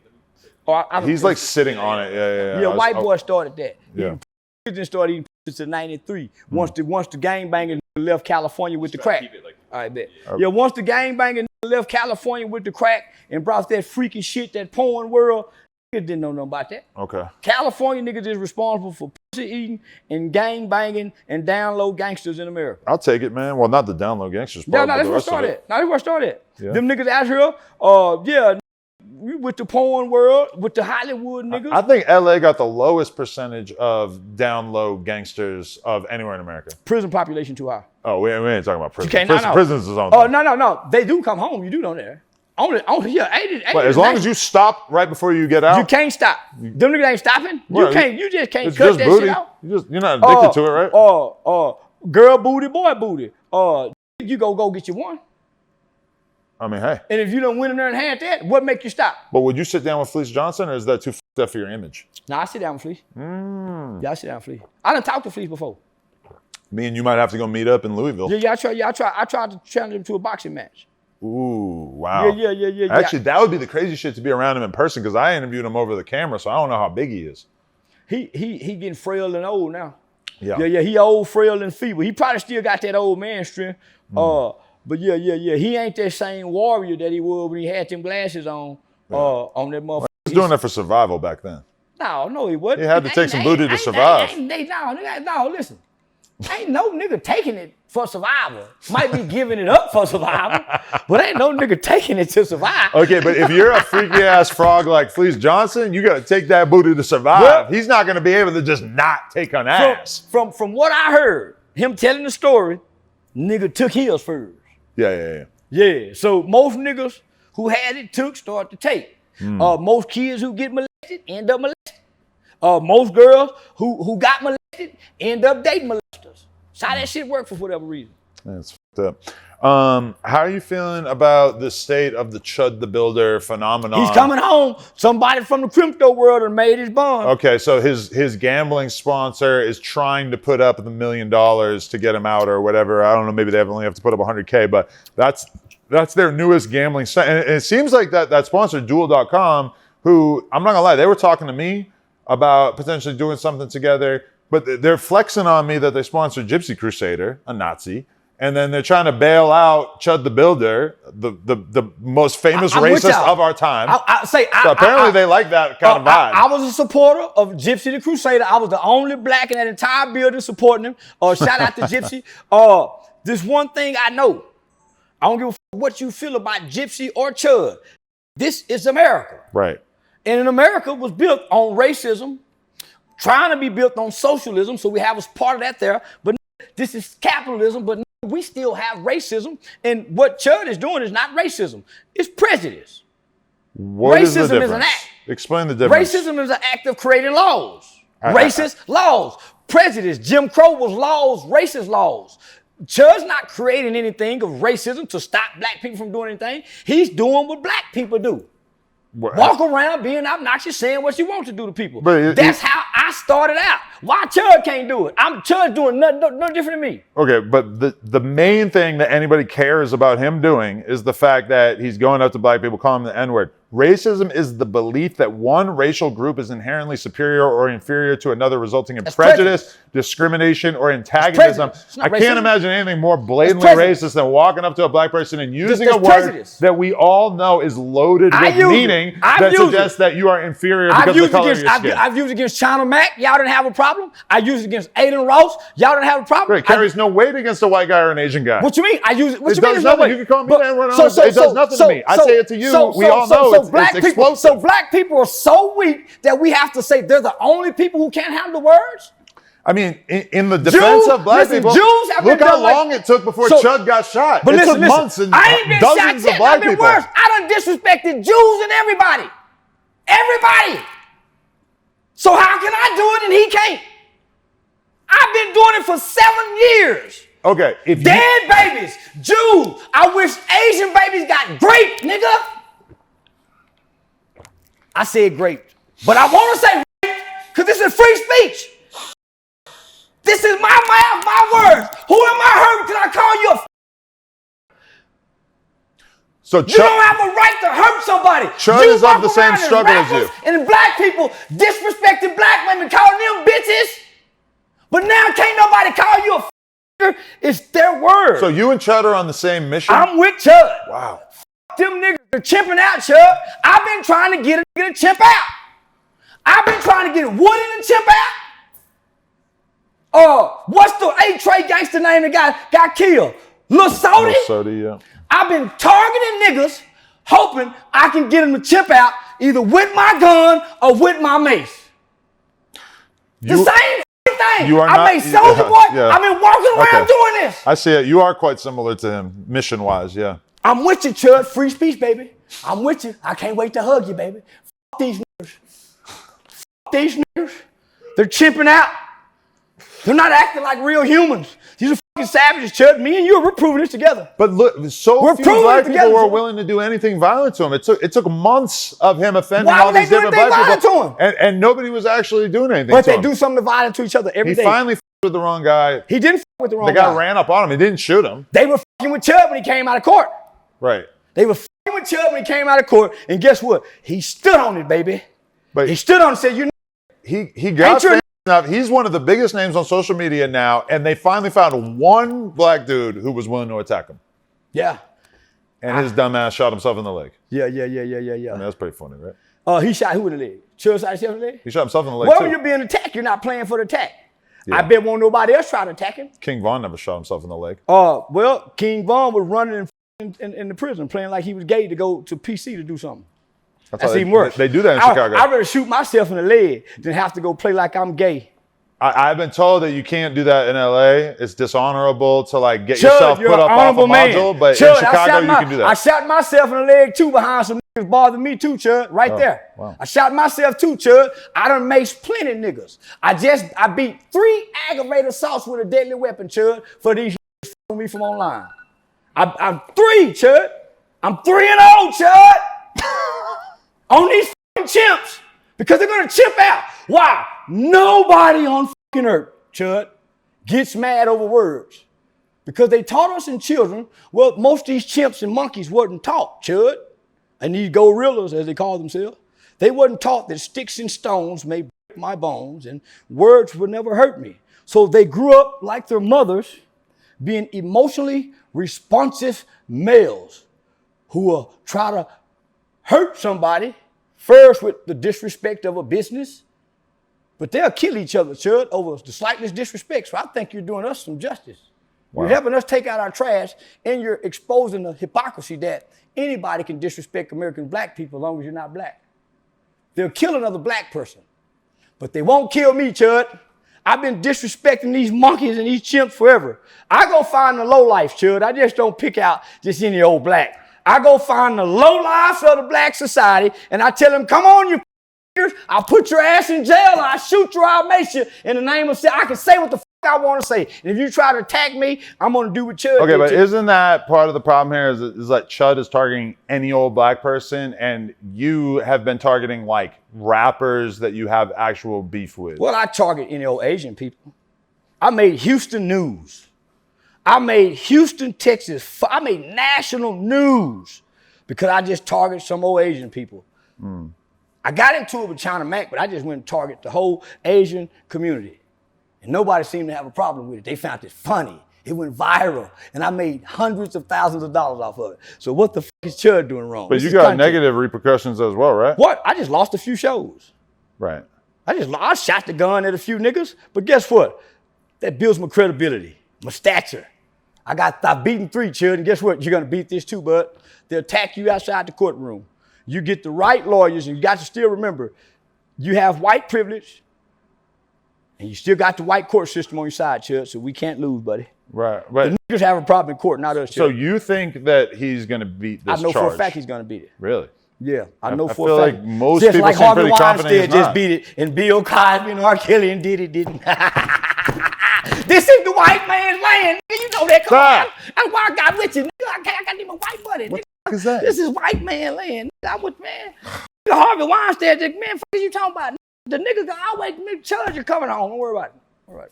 What makes you so confident? Look at the kid that killed the health worker guy.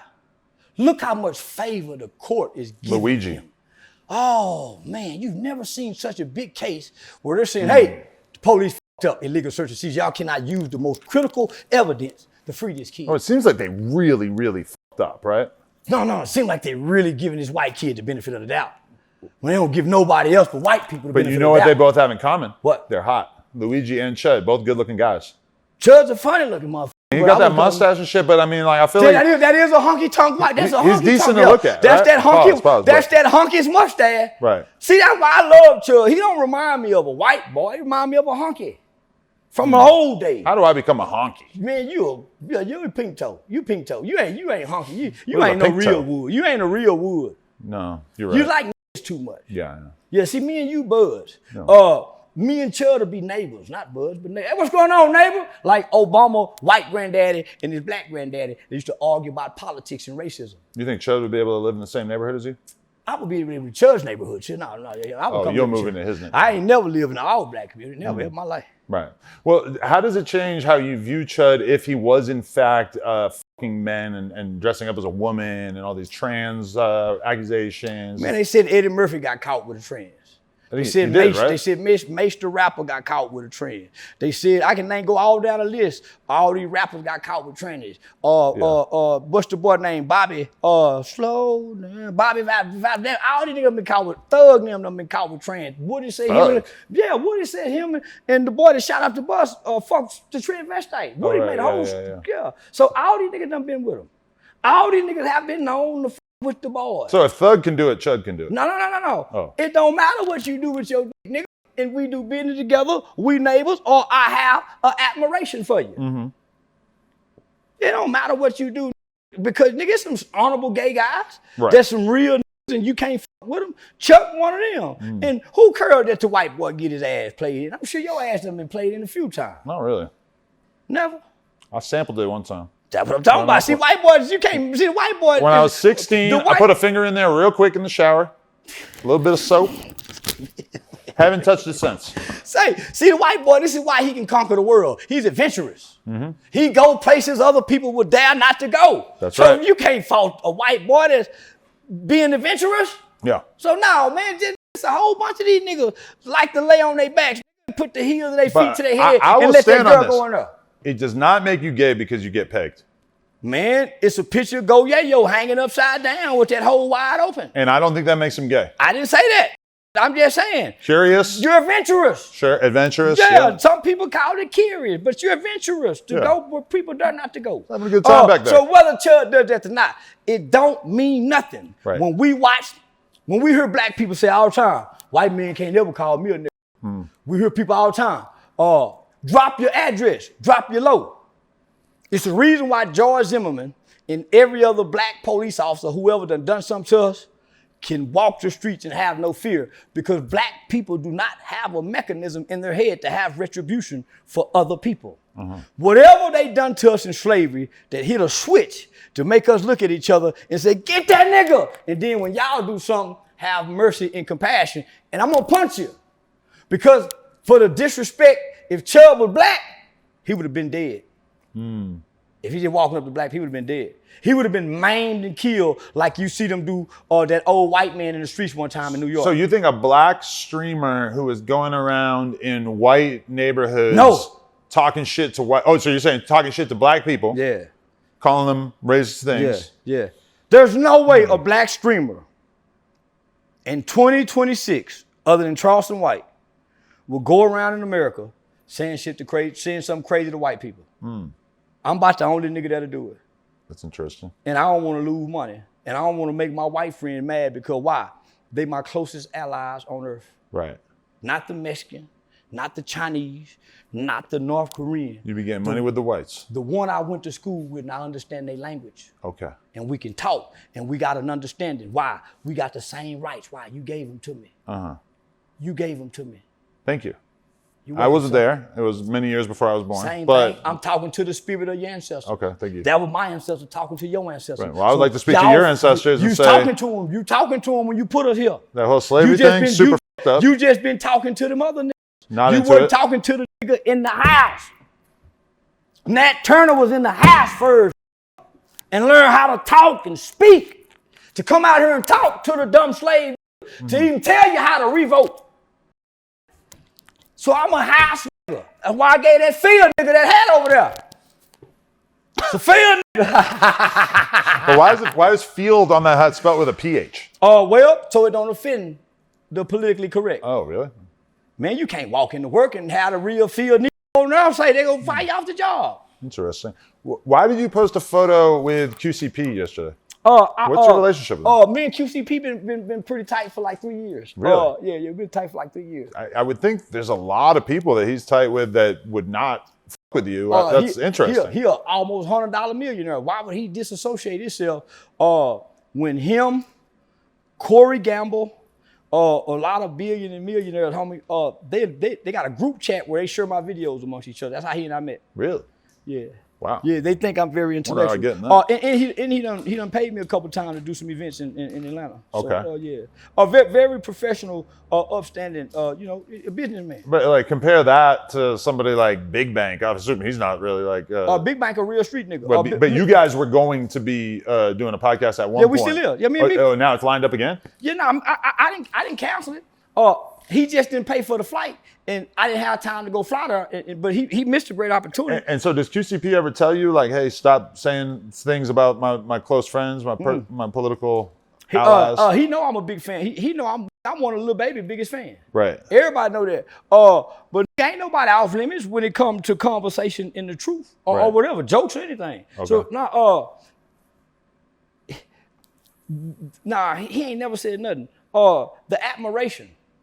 The admiration for the things that he heard me say, and plus, he done talked to the old man Pops. I done put him on the phone with the old nigga. They admire my lineage, that old man. So I done talked to Corey Gamble. Me and Kanye used to go back. Me and Kanye spent years, a whole year. I don't know what part of the world he was on, but man, we spent still almost all night long writing paragraphs or sharing spiritual ideology with each other. A lot of people like to use QCP as an example of how a lot of rappers in the game like Boosie are hypocrites because they'll go so hard on somebody like 6ix9ine, and then when QCP gets allegedly exposed for being a snitch or having cooperated with police in the past, they don't really have any oxygen for that. Do you think that is an accurate critique? Well, it's an accurate critique because he really didn't snitch. How so? Who proved the paperwork to say he's done it? It's speculation. Well, they do have paperwork, don't they? Well, that's why I say everybody's torn. When you got paperwork, nobody's torn.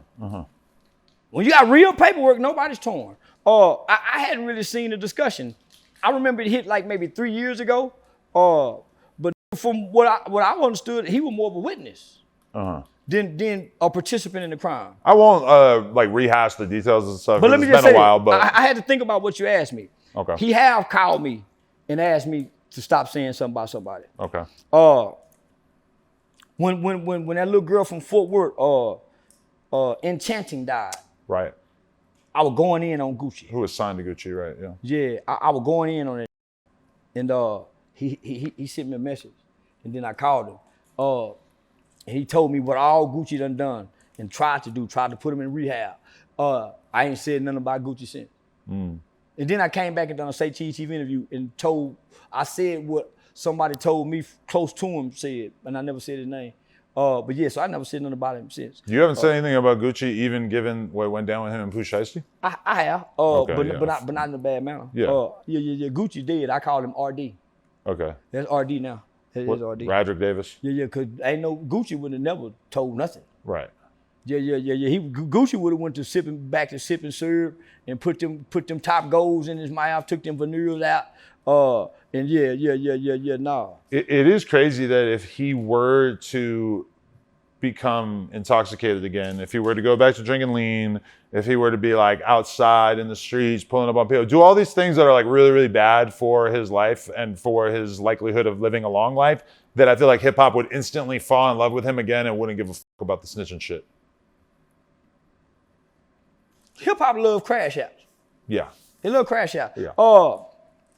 They resent him because they stopped giving him good content by becoming a sober person with a mature life. Man, all your homeboy be mad at you when you get a good bitch. Yeah. And she take you in, you seem like you done changed your life. Oh man, she bitch done. Oh nigga, man, granddad and them had that. I get it. My fans were bummed when I got a girlfriend back in the day. Man, just like on Sanford and Son. Woodrow got Esther. Nigga, that's the game. Nigga, that's the game, man. All your partners and everybody be mad at you when you was the street nigga and you go in the house and kick your feet up and pick your toe with the bitch. They want to crash out. They want to crash out. Hip hop is looking for next motherfucker to be killed. And then cry. Homies like the toxic lovers. They good when it's good. But if it's good for too long, they need something stimulating. And what they gonna do? Somebody starts an argument or a fight. Why? To fucking make up. That's the thrill and the feels of this shit. Yeah. And that's what hip hop been giving us for damn near 40 years. Yeah. So now hip hop don't have no more dancing like Kid and Play that can give us something else to look at. Ain't no more LL Cool J that's talking I need love. And ain't no more Rod Wave, he sad. Everybody's sad, in pain, or horny. So I just shit. Yeah. I'm stuck on Lil Baby and Finesse 2 Times. What about the music? Yeah, that's why I'm stuck on Lil Baby and Finesse 2 Times. You don't feel like Lil Baby kind of lost it at a certain point? No. He talking money and talk. Yeah, he talking money and talk. And he sneaking and fucking these nigga hole. He talking money, player talk. What the player do with the money? Make all the pretty boys upset. Cause they been cute all their life, fucking a hole. And now the funny with the big nose and the bucked out eyes and the funny looking ugly lips coming through with the money fucking on the hole. And he a pervert, they say. Boy, long. Everybody hate that kind of nigga. Everybody hate that kind of nigga. You think Lil Baby's a pervert because he fucks too long? Yeah, I done some business with some nigga want to come up with a pill, they say, to try to stop you from jacking off. They say, that boy, yeah.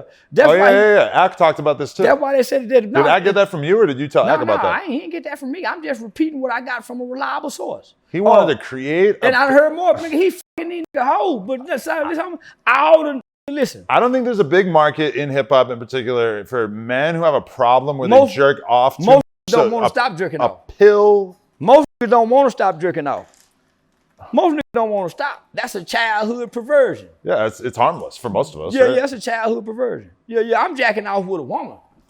Yeah, look, I ain't by myself. Yeah, you feel guilty by yourself. I mean, look how popular pills are. Those are pills that make you fuck more or jerk off more.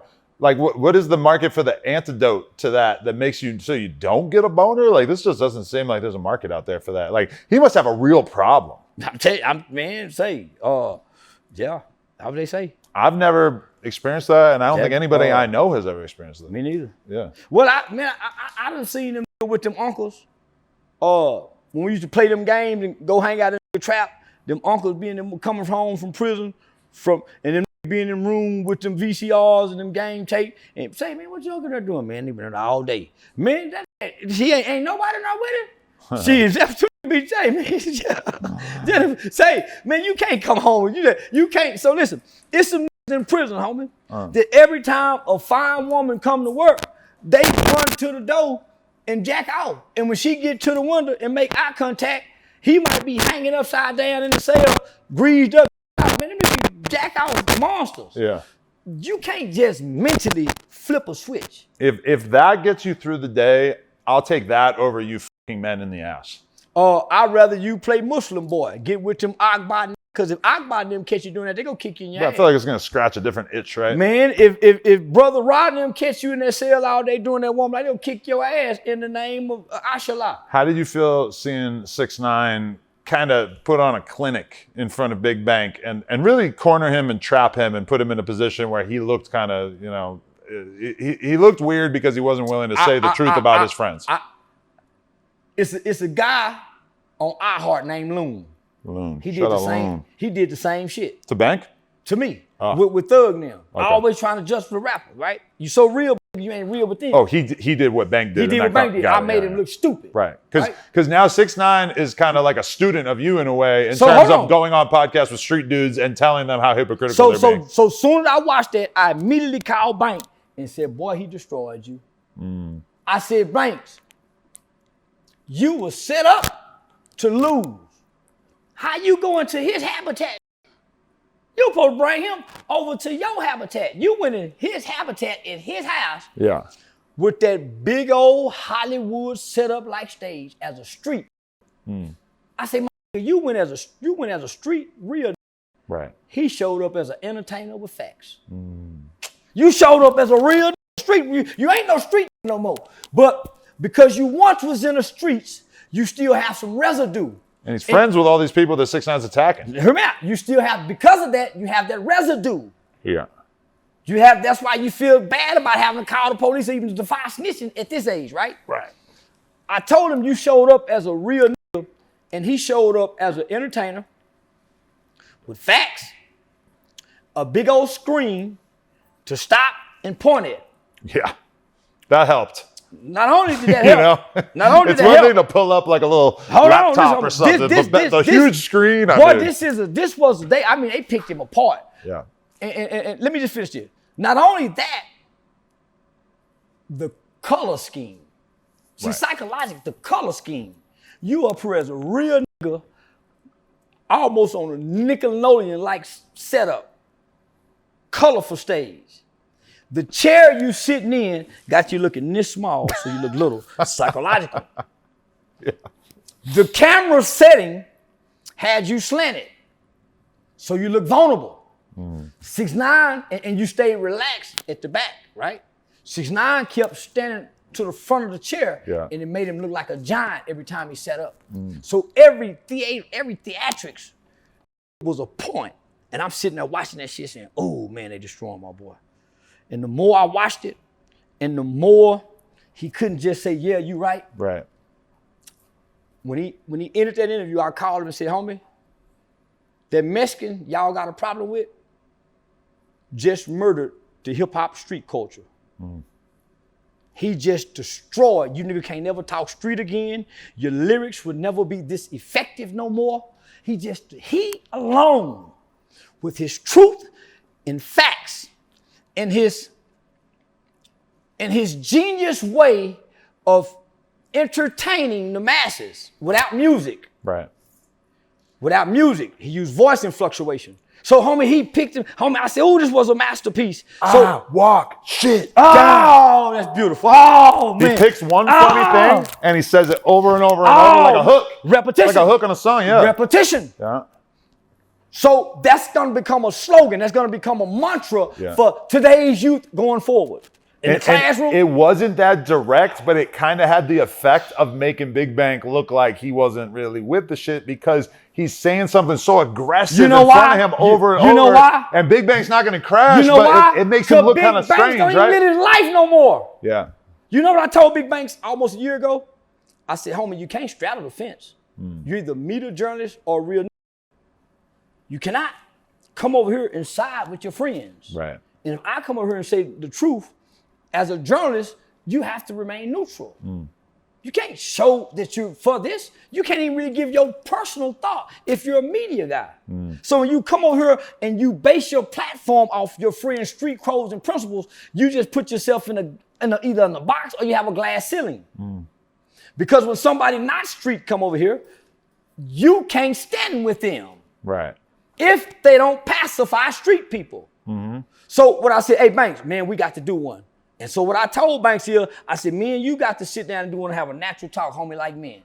No theatrics, I ain't coming with no trolling. And then me, you, and Ray Daniels need to sit down. I said, because Ray Daniels is the voice, homie. Shout out Ray. I said, me, you, and Ray Daniels sit down. He said, man, I'm going to put it together. Schedule-wise, my agent be mad at me because I stop what I'm doing and fly somewhere.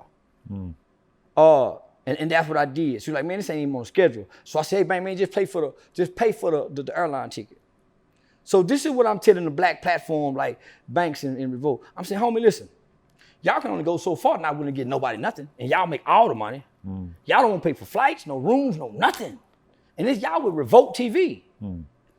Why wouldn't I keep going over here with no jumping flag and them niggas? They paying me when I'm asking is my value. And y'all wouldn't even book me a flight. Yeah, the game has changed. Y'all wouldn't even book me a flight. People want to get compensated. And y'all are monetized, gonna make this gonna be a wealth of you when me and you sit down and talk to you. And I'm doing it for free when I normally charge a fee. And I'm gonna come back and do it again, and we might can start some real conversation. So I was trying to put something in place for some future topics. But I can't give it all away to y'all, man. Right. I put the idea out there, and I'm doing this to help clean you up, because right now, it's hard for you to even come back and speak again about anything street. You have to damn near turn into a Wayne Brady. You think it's going to be tough for Bank going forward? Yeah, to talk street. I got word on the streets is that Bank's got some insanely huge shit coming up. Hey, listen to me. Word on the street is nothing. Why? Because Atlanta don't have a big media outlet to be insane. He's the guy now, right? He's small, though. I ain't seen him touch 1 million views since Mia Woody. I mean, Thug. He ain't touched it. I call that. The 6ix9ine thing, for better or for worse? I call that. When I say I call that, but that didn't do no bunch of numbers without 6ix9ine. So what I'm saying is, no street podcast that uphold really has numbers like that.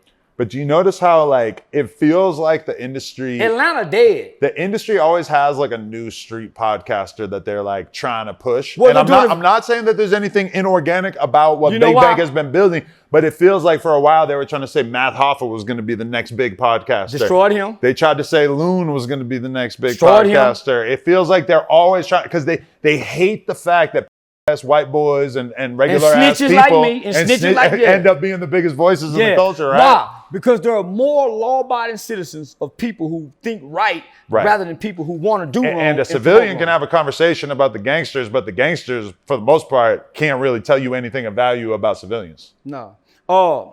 Academics can tell you about the gangster shit and normal people shit, but the mega gangster dude don't really understand normal people. So when I look at everybody in Atlanta, I don't know, I'm gonna be on all their platforms. None of them is emerging, and none of them is really growing in followers and influence outside of the young lady live with Carisha.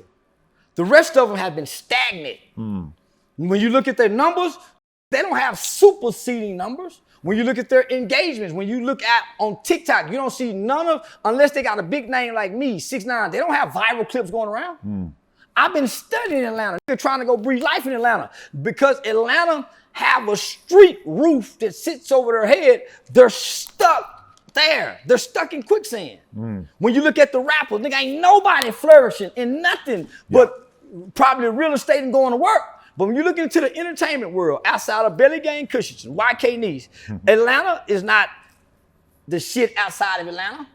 Nobody's from Atlanta getting viewed on no major platform. Nobody's from Atlanta getting hit on streaming. When Kai took streaming there, it was so dead he had to leave. They had the biggest black streamer in the world. They couldn't do nothing with it. You know who got it is that Fat Smack. They ain't got nothing. He got Cardi on that shit. That shit he's about to be huge. So they don't have nothing, homie. Well, I'm just saying he's about to be the one. But outside that, Atlanta was a mecca. Yeah. It was a mecca. What killed it? Street codes and street niggas. Shooting people. Ordering murders. No. Street niggas who became rappers who started ordering murders, acting like street niggas. Right. Before then, it was rapping niggas, rapping street. All of them. It was rapping niggas, rapping street. Yeah. Except Shout It Low. Think about like throughout the 90s and the 2000s, how the shit that would impress us, like 50 Cent we thought was the craziest shit ever because he got shot a couple times. 9 times, yeah. Nobody gives a fuck if you got shot 9 times anymore. You have to kill 9 people. We're talking. You got to kill, you have to die. Yeah. If you ain't killed or died, we don't give a... Well, now, if you get shot like somebody... What's the NBA young nigga got shot in the head? Ben 10? Or... the other. He ended up preaching of getting his life saved. It's a bunch of these little niggas that got shot and came back to live, and because they didn't die, they ain't nothing. Yeah. So, I'm saying, at this age, shouldn't this shit go back to being entertainment? Because at one point in time, rapping was pretty good when they had a bunch of studio gangsters. Yeah. So, yeah. So I'm with you. Let's find us some R&B singers or go good country. Yeah, I want to start like a little, like a acapella like boys group. Like get a bunch of gang members, but get them to wear suits, and then they can all kind of snap their fingers and harmonize. Members, my nigga? Why gang members? Why we can't go get a bunch of nerds? They don't have to be from gangs. They gotta be a little street though. They gotta have some edge. So another Backstreet Boys kind of group. Yeah, but we're gonna find like the best ones in the whole. Actually, really, I shouldn't even be saying this. Is a great idea. Holy shit. Damn sure will. I'm just kind of freestyling, but this is a great idea. Some a gang member boy group. Man, them niggas go. Man, they gotta go K-pop. You draw. So their audience comes with a risk. No, okay. None of them are from the same city. You don't got to worry about putting a Crip and a Blood together because we got a New York guy, a Cali guy, a Texas guy. I'm gonna tell you something. It's gonna get complicated though. I'm gonna tell you something. What I once heard a nigga say in the hood. You can take a nigga out the hood, but you can't take the hood out the. So when you go get them from different cities, they come with homeboys and friends that's go beef with each other because they from different cities. But if you go get a kid that's not attached to anything risky, why do we need at-risk kids? Why do we need at-risk Because the culture like demands some level of risk and edge to anyone that we're going to be interested Wade don't have no risk or edge. Showed up fat, sang, and sad. He like shot at his girlfriend recently. That was recently, but before it became big, when he showed up fat and sad, he didn't have an edge. But you still had to kind of believe that he had been through a bunch of shit in the streets, right? No, he was sad. He didn't have to prove But he was nothing. sad about how much crazy shit he had done in the streets, right? He was sad and depressed by his friends dying and this going. So when you're sad, you don't have to prove it. It's when you're bad you have to prove it, acting mad. Yeah. Damn. So now, man, let's go get some clean cut niggas like you, man. You got some nieces and some nephews that can sing and tap dance. Mm-hmm. No. And you might can put with a nigga gal that can shake her ass. I understand like street culture more than I understand like whatever other culture like a bunch of white kids snapping their fingers together would appeal to. As long as you've been around niggas, you don't know how to make one of them penitentiary spreads. So don't tell me you understand street culture. Luckily, I've avoided that. You ain't been, nah, man. I don't want to go to jail. Yeah, but you say you understand street culture. Well, I understand a little bit. Man, nah, you don't understand it. I'm not saying I understand it the whole way, but you know the players, Adam, and you know the big players. Yeah. They telling you all the highlights and the gruesomes. Right. You don't know them niggas in the middle. We going on me and you going on a podcast tour taking you to the middle of America. Yeah. Yeah, we're going to the middle of America, man. We're going to eat it in all them old black places. And that's something that I kind of like envy about you is that you got famous and just immediately got on the road, started seeing America, tapping in with the people every possible way. Whereas for me, it's like I blew up and it immediately became clear to me that traveling wasn't really going to be the thing because I have to sit in the fucking office and do podcasts all day. And you can't trust these niggas to run the ship. They gonna run it down. Yeah, I mean, a little bit of that. You already knew that. And you got something hold to film over here. So you can't Exactly. do that. And every week of my life, it's just I look at the schedule and it's just madness. Like I just have so much shit that I got to do. And so it's like I don't travel, but I want to. I want to like start squeezing it in and just doing it anyway. Hey, you know why I damn near turned down the first show? Why? When I said I was gonna do it.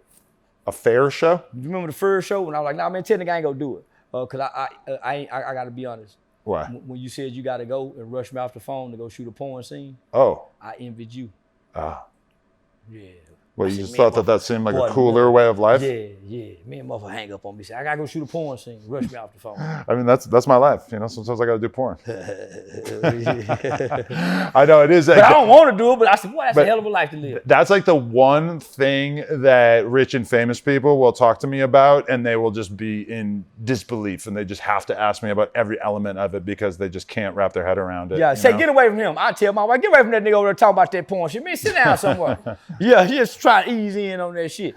Definitely. So, okay, this is something I got to ask you about. You're a friend of 607 Unc. Yeah. And I'm sure that you've seen the situation unfolding in which Skinny from the Nine has been accused by Jaleese of taking advantage of her while she was loaded, drunk as hell. She's claiming that Skinny from the Nine basically had sex with her when she wasn't able to consent.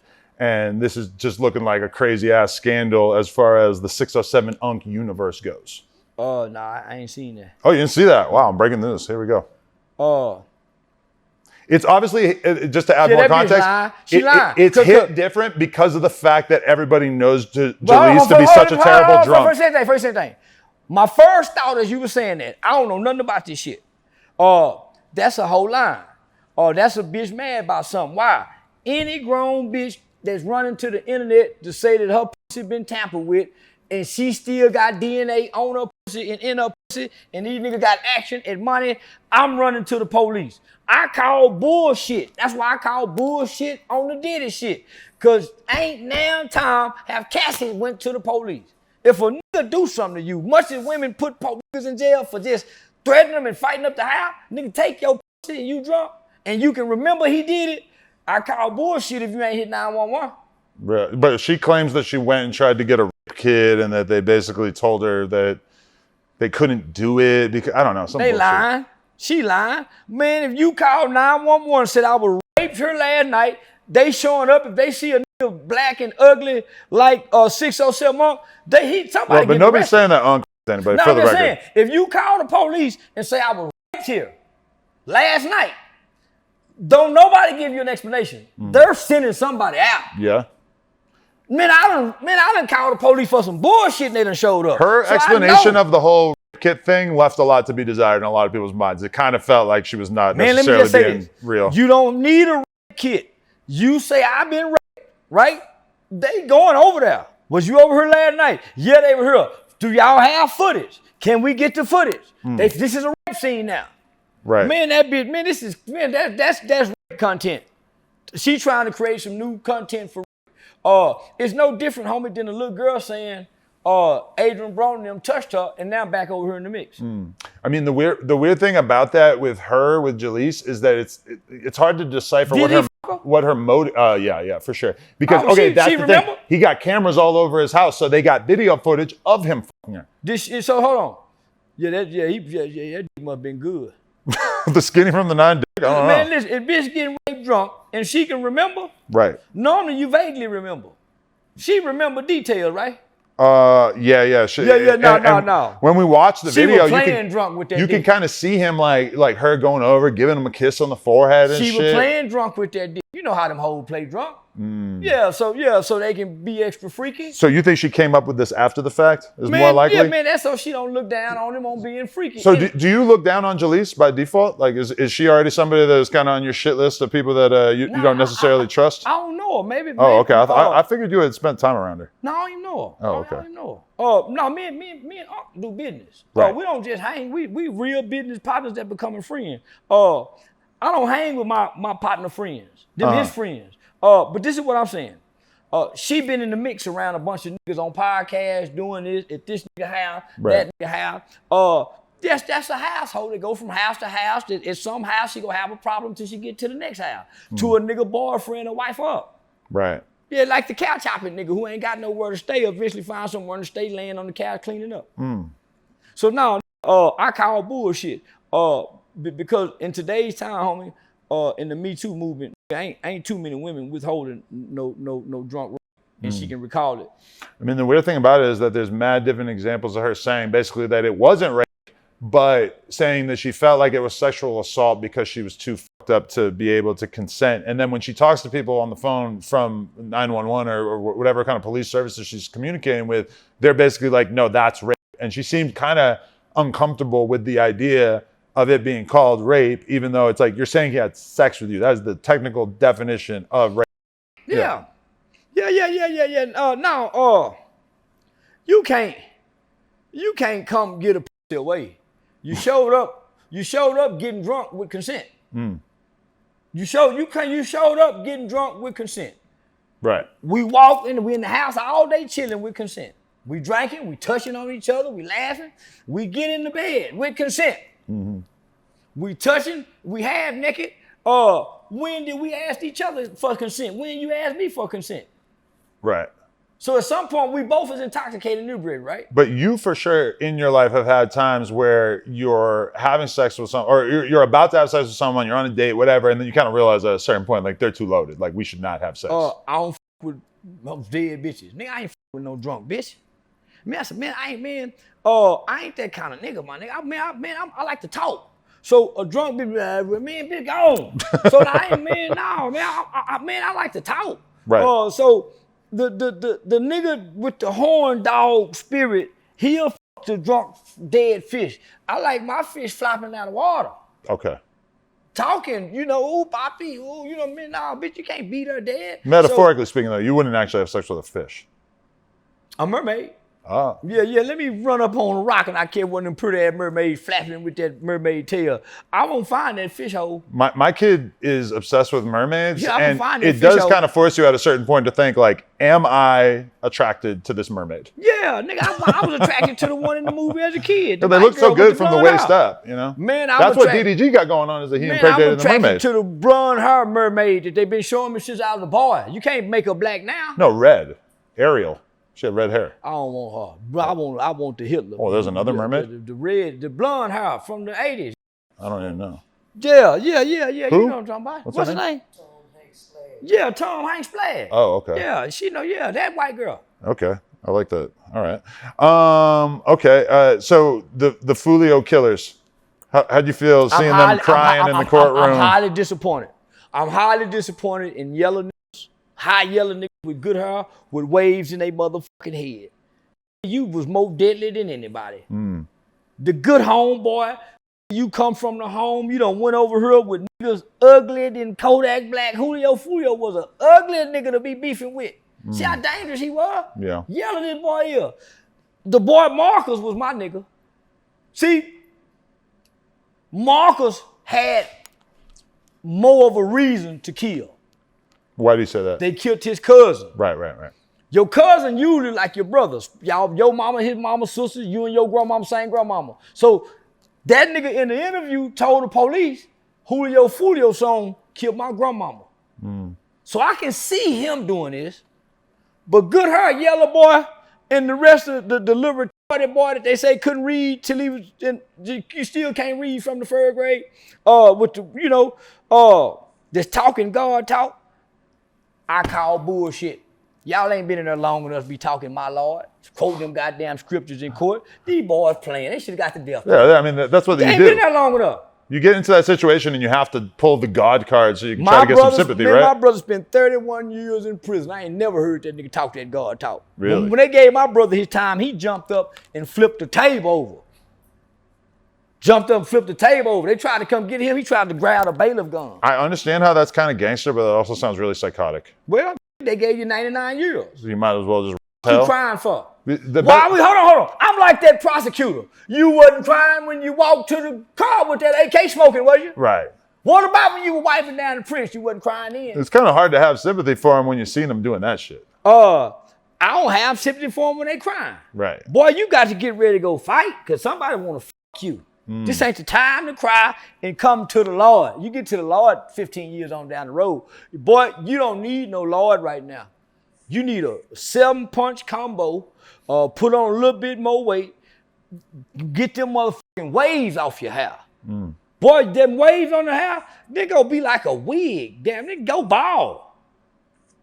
Man, I don't want to hear that shit about the Lord. Fuck the Lord. Y'all done killed the man. Go on down there and run the cell block. Right. Like that big nigga was who was laughing. Said, man, bitch ass nigga. Bitch ass. I was trying to act like that until I saw my mama crying. I was crying like a mother. Mama, I'm sorry, but I ain't do this. Mama, Antoine did. Mama, I ain't do it. But I was telling like a mother. My mama came in and cried. I tried to play like I was tough. But this what get me about these. You niggas ain't left the county jail yet. I don't know no nigga got saved in the county. They're just getting started. I They're don't already know stressing the fuck out. Nigga I know with a murder case.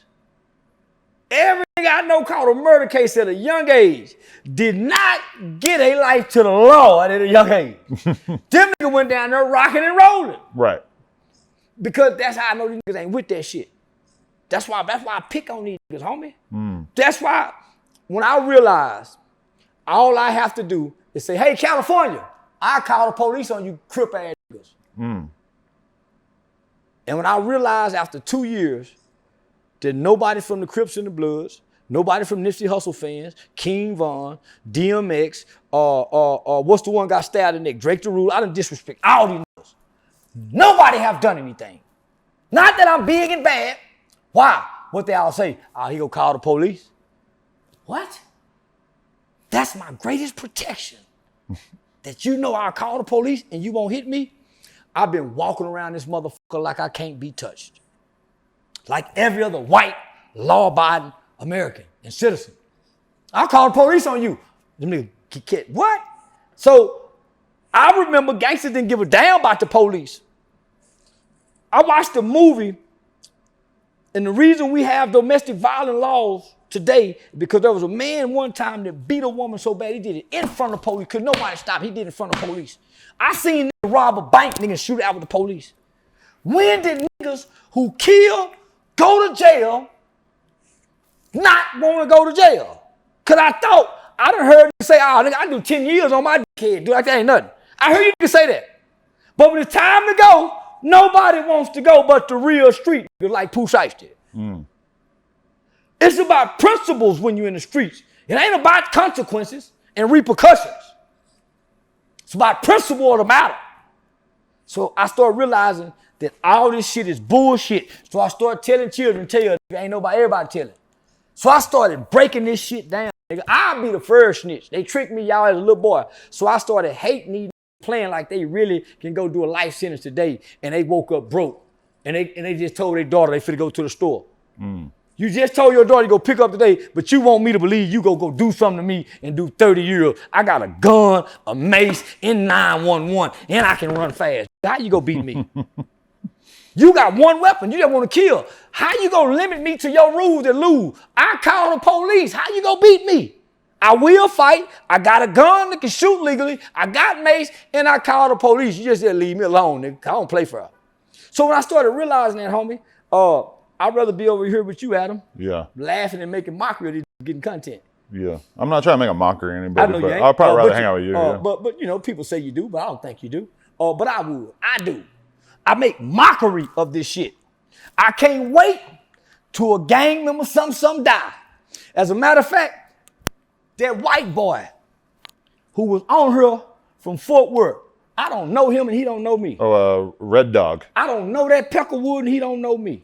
I do like that guy. I don't like him. His son just died. His son just got killed in Fort Worth. Fuck your son, bitch ass. That's why he got killed. He had a lot of negative things to say about you, right? I don't even know him.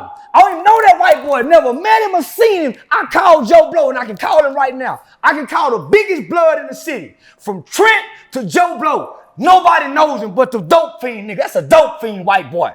No, he's ignorant man, so he don't speak out of understanding never. Have you ever seen that? He's an ignorant man. Where's he done ever? Like, you got popular off the people and left them behind, you know? And that's the truth.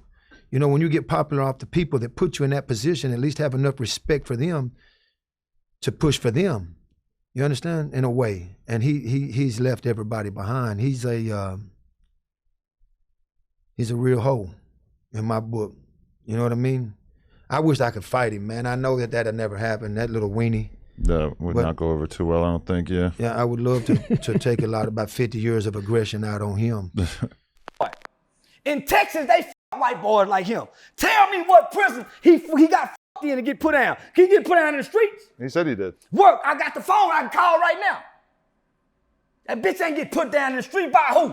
Joe Blow, Trent, who? Some other Bloods, I assume. Ain't no other blood. What city down Pyrus, with? I forget. That's Trent. That's Trent and Joe Blow. I forget what hood he's from. That's Trent and Joe Blow now. Man, that white boy don't even know me. To be up here talking like he know me. But he said that you talk shit about his dead homies. I talk about all them blood ass niggas. Pee-wee got killed. I disrespected Pee-wee and went to them hood. And didn't nobody do nothing. That's when I was in that green cart and y'all seen them around me with guns. I dissed that Pee-wee, said fuck that bitch ass. I done dissed Percy brother and still went to that block. So now I'm finna diss Red Dawg, son who just got killed. I can't wait to find out where that bitch buried at so I can pay one of them little piss on the graveyard, cuz. Yeah, fuck them slob ass. Got killed your son. Got murked in the street. What you gonna do, bitch ass? Nothing. Cause when I got to the city, say Blow call that bitch ass white boy. Man, let him make it, man. But bro, his criticism of you was just like he doesn't like how you speak about dead people, and then your way of coming back at him is to say Yo, he just said that. I'm like, your son just got killed last week. Bitch, I know you cry. Half-ass black boy, white boy, kid got killed. Fuck your dead son. And his mama pain too. I hope that bitch cry herself to death. Cause you were absent. You couldn't show him nothing. You let them raise him.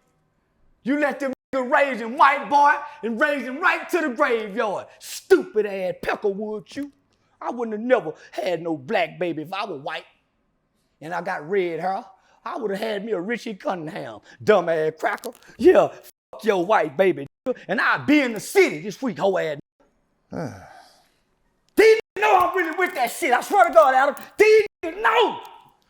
Everyone ain't told me I can't go. I went after disrespecting these niggas. Why? Because they done wrong all these years. Kill, drive-by, drug, stole, hurt their mama, abandon their kid. Y'all ought to be able to take a look, word, fellas. Maybe this is y'all karma, because y'all can't touch me. You can't touch what's on the moon. You ain't got no booking money or nothing. My ticket's too high to try to come to the show to go to jail. My ticket's too high. Ask Giddy the kid. I was just in Philadelphia the other day by myself. Red Dawg. Boy, I ain't got a tombstone yet, and I'm going to go visit him. And I'll be hearing a young talk about how they killed him. He died like a coward. You don't even know me, bitch ass white boy. Think you gonna get on a white boy's platform and talk bad to the who run the city. I really run that city, you know it. But I don't know you. But I'm gonna get to know you. I'm gonna know everything about your son who got killed, the black bitch that had to beg to bury him. Y'all ain't have no money to bury that bitch ass. Y'all have to beg for a casket. Fish basket selling motherfucker. My money gonna sell no fish basket to bury me. Bitch ass for speaking my name. I'm Nat Cruz. And let me find out that bitch do drugs. I'm gonna put CPS on that hoe. Cause all y'all get high from what I hear. I don't know you, but I heard you and the bitch get high. One phone call to Child Protective Services, you getting your mouth swabbed. Cracker. Yeah, don't mention my name. It's war with whoever. And I don't play foul, but I don't lie. Putting CPS on this bitch ass. I don't think you should use that as like a thing that you're weaponizing. Don't delete it. Let him see it. I'm not going to delete it Yeah, because let him see. I want him to see it. spoke on you. I want his so whole I think, family to see it. The bitch that's crying over a dead son, bitch, put this in your mouth, hoe. oh man, what the f? And I Why mean you every gotta word take I it- said. why you gotta take it Because I hate there? for a white boy to speak on me. I did you like that when I got mad. When you didn't know me. Don't Right, talk but my like you son know didn't me. just die, so it feels like a little Yeah. different. Like, Yeah. Yeah. isn't there part of you that wants to have a heart? No, I don't want to have a heart for a redneck cracker that can't get a tan over with these black ass getting mistreated. You fix cars. So what? That's how What's he wrong with got- that? That's respectable. Listen, how you got in with the you was a car putting speakers in. You didn't get jumped in no game. You was a car speaker mechanic hookup. I feed, clothe the streets. I disrespect dealers, killers, and gang members. What makes you think a white boy can talk to me and won't get disrespected? And you ain't no killer. I disrespect the 60s. Notorious. What makes you think I won't disrespect this white boy dead son? Come die by him. Cracker. If a white gang member kills you, that will be kind of the ultimate irony, right? For me, Yeah. I go down in history. But It'll he break might my- go down in history It'll too, break right? my heart. You're going to be the next Nipsey. His mama would die. And he's I gonna wouldn't be be the next Nipsey. shitty cuss. I wouldn't be the next. I pray to God I can die by a white man and not a black man. I'd rather die by the hands of my enemy. Red Dawg is your enemy? He a white boy with red hair talking against me. Hell yeah, he my enemy. You once was my enemy, my. Right. I'm glad we got past that. But I'm glad we are too, but this is what I'm saying. He trying to play. I am a. I can make one phone call and get him summons to a location right now. I can make one phone call and get him summons to a location right now. But I ain't gonna do that, because them niggas will summons him. I'm gonna make him chimp out since he wanna be a nigga. He wanna hang with the niggas. I'm gonna make the nigga chimp out with words. Your fucking dead son. He ain't even a white boy, he a mulattian nigger boy dead. oh my God. And them maggots gonna eat his ass. Oh no. Had he been white, he'll still be right and living. Dumbass white boy done went over there and mixed with them. That's a curse. You curse your boy. Lamb that nigga, bitch. Please don't cut this. I want him to chimp out. Free Chud the builder. What a way to finish I've been it. get on here and do this This though. I've been fucking waiting to get on guy, here and do man. this. What, this is too hot for state cheese? Yeah, I can't do this. Too hot for Vlad? Well, I think no, Vlad no. might edit it out. No. I brought it here because he came here. Because you want to challenge me as a white boy. No, this ain't got nothing to do with you, Adam. Okay.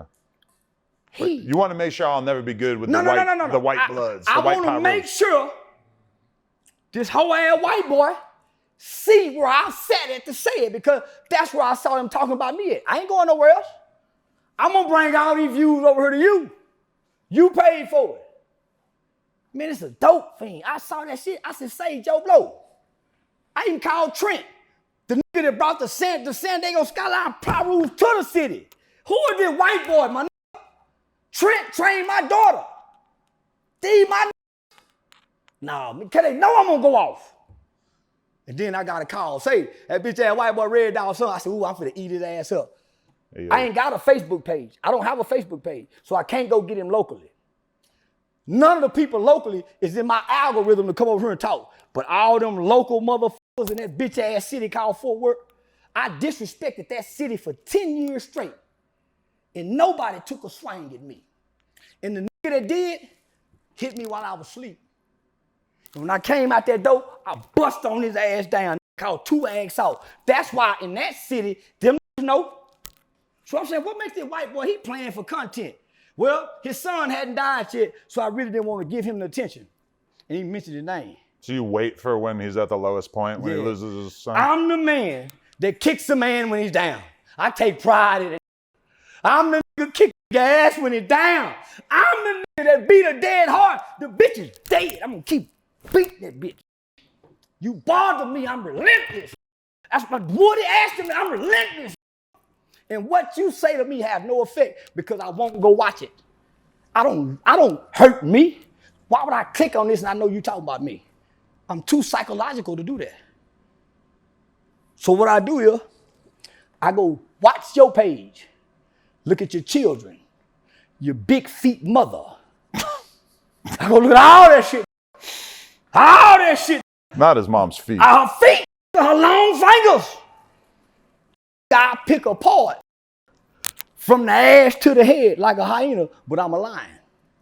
Wow. Hyenas hit you from your ass to the head. Keep you alive because it's torture. I use words because I learned in school how powerful adjectives are and pronouns.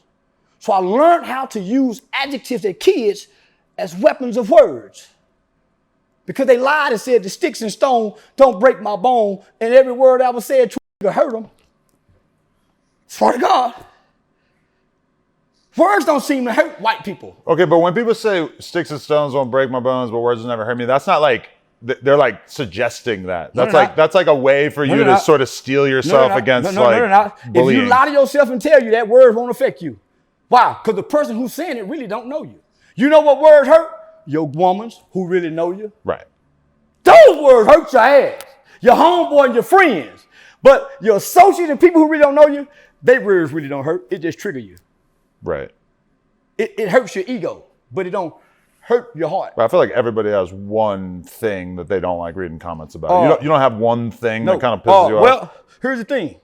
I go read the comments on my page. Why? That's where the direction for your content lies. Right. If you come over here and read this all distracts you because for one, it's on somebody else's page with their title. If you stay on your page with your data, your engagements, you're going to become a better content creator. Why? Half the comments go tell you out of goodness what they want from you, what they like. The other go tell you how better you can be out of hate. I study me. Because I know engagements is what rule, not view. That's kind of the beauty of streaming is that you've got this chat in front of your face the whole time is basically telling you where you're at in their mind. Well, it's all children hating though. Yeah, well, you got you have to like consider the audience as well. But, well, here's the thing. That chat, you have to perform and appease. The other chats, you don't. Because they don't get it in real life. Right. So it's hard to make better what you can in the production room than you can in real life if it's not staged and structured. Mm-hmm. I don't engage everybody. I have a target audience that I engage. So if you saying something bad about me, I ain't finna click that to hear because once I click, now you have weapons against me. Even if it don't affect me, if I listen long enough, it will. If you send me something, say, man, you heard what they said about you, I block you. Why you trying to hurt? Well, I want to hear it. You heard it. Right. So my power is I never go watch a video to respond. I go study all your social media pages. It's a flaw somewhere. Something you love on there. Right. That's why boy, you better keep your kids off that page if you don't view. Yeah. Dude. You better not post your mama just died last week and you funny. We've been fucking around. Yeah. I'm gonna go put a laughing emoji up under the funeral page. Not bitch, I'm gonna spell bitch B1TC7. So the algorithm can't get me. But that is important. You got to know those hacks. Yeah, that's some real shit. Yeah, but you know I'm calling her a bitch. Yeah. Okay. So Drake, one of the main things from the album that stood out to a lot of people is that he basically clowned DJ Khaled because DJ Khaled wasn't showing support for him at a certain point in his career when he was going through the Kendrick beef. DJ Khaled was ghost, and then Drake actually used it against him, saying you owe your people a free Palestine, which is he's really like latching on to the fact that DJ Khaled's fan base, or what once existed of his fan base, is, you know, pretty anti him on behalf of the fact that he hasn't said anything about Palestine. And shout out to Palestinians. So I have a Palestinian company that gave me a 6-figure clothing deal because of the things that I've said in support of Palestine. Really? It's called Privilege Society. Wow.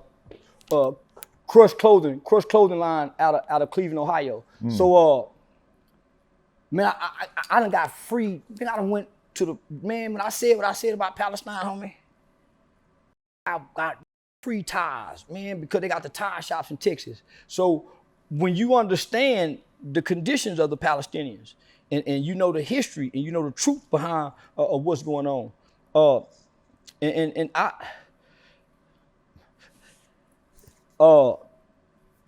yeah, man, your cat is supposed to say something for the people.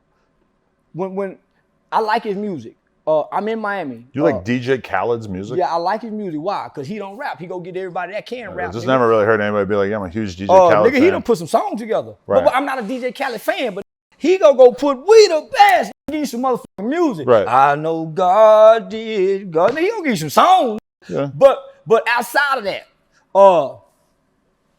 Drake has a valid point. Drake has a valid motherfucking point. And it's one of them below the belt punches that kind of hurt. Yeah. Because your people saying, oh man. Yeah. And if nothing else, if you say something, Yeah. they might take You're out of the music industry forever. No. You can bridge a gap. Right. He in a position to bridge a gap to bring peace. But we know that Drake isn't going to be out here saying free Palestine. But Drake did previously sign like a petition saying for the ceasefire or whatever. So I think Drake actually kind of wants to say free Palestine, but because of his deep connections within the Jewish community, he absolutely can't. So using it against DJ Khaled is like a beautiful chess move where he gets to say free Palestine on his album, even though he is not saying it from his voice. He's saying it from the perspective of the Palestinian people. I got a hoodie that I wear that has the Palestinian flag sewn all up in there, and only people see it as Palestinian. I wear it through the airport. They stop and take pictures with me. I wear it on certain podcasts. They see it. If you're into entertainment, stay in your lane and don't get into politics if you want to be a great entertainer. Yeah, that's pretty common advice. Yeah. So let me just say this though. Somebody that's friends with everybody is really friends with nobody. Mm-hmm. Khaled friends with everybody. Right. Yeah. So I might take a little heat by living in Miami for this, but yeah, I'm Drake all day. And yeah, nowhere in the world I can get in this position and have a connection to Jews, Palestinians, or whoever, and not try to whisper something in somebody's ear on behalf of my people. Close doors, out doors, something. But yeah, now I'm gonna try to advocate for something. Because this what really brought peace to the world. This is entertainers. You had all the entertainers did We Are the World. When they had the Dr. King riots and after King was killed, brought James Brown out. Dennis Rodman and been to North Korea. So now, homie, they always use people in positions like this here, homie. It's just today's entertainers don't have a heart for they people or nobody people. Yeah, it's today's entertainers that lack the heart and the spirit and the compassion for the people at the bottom. I'm the only to go back down to the bottom. I'm like Jack and the Beanstalk. I come up here with all the celebrity, then go back down to the bottom. No other celebrity comes back down to the bottom. When they go to cities and do shows, they don't go to no stores, no local school for the kids to see them. I make that my business because I watched all the black celebrities before me do that. Would you rather do a show at a synagogue or a mosque? A synagogue. The mosque put the hoes in the back, and you're gonna be sitting up there with a bunch of looking at each other. If nothing else at the synagogue, you just sit next to the bitches. The mosque got a special door for the women sometimes. Them hoes got to be in the back. When them hoes kneel to pray, you got to look over your shoulder back there at them bitches. And one of the Muslims brothers, they'll tell you. That's the worst part about the mosque. It's hard to look at the hoes. Yeah. Now, I like to go to church with the hoes. That's why I stay Christian. Because them hoes ain't got no uniform to wear. they play the kind of music that damn near make them hoes get up. And We got wine, crackers. well, fuck all that. I love crackers. That motherfucking musician and that choir director had them hoes up there like they're in the club sometime in the church. And if you one of them that pay tithes faithfully and they see you going up there dressed nice, and when you walk by, they smell that motherfucking Victoria's Secret cologne, and you done put $300 worth of ones in the pot, you damn near got 4 or 5 hoes you can fuck in there. If you do that at one of them mosques and synagogue, you gonna have some problems looking at them hoes. No, that's a good point. How do you feel about Jake Paul telling us that he might do blackface in response to the Drewski Erica Kirk skit? I'm in support of it. Yeah, I'm in support of it. Homie, you can't. Man, our ancestors died for them to be able to do this and us to be able to do this. And if you don't like it, don't watch it. They used to do blackface in the 80s and the 90s. Right, yeah. In Living Color. Jim Carrey done blackface. The idea that it is so offensive that nobody should ever be able to do it is kind of like a When recent did black invention. people get like the gay people? You can't tell me, when did black people get like the gays? I think they saw the gay people doing it and they were like, oh, we're going to do that. But yeah, I mean, it's wokeism. It's all part of it. Well, let's get some rights like them then. Let's start petitioning and get rights like gay people. But we can't just pick and choose when we get mad, y'all.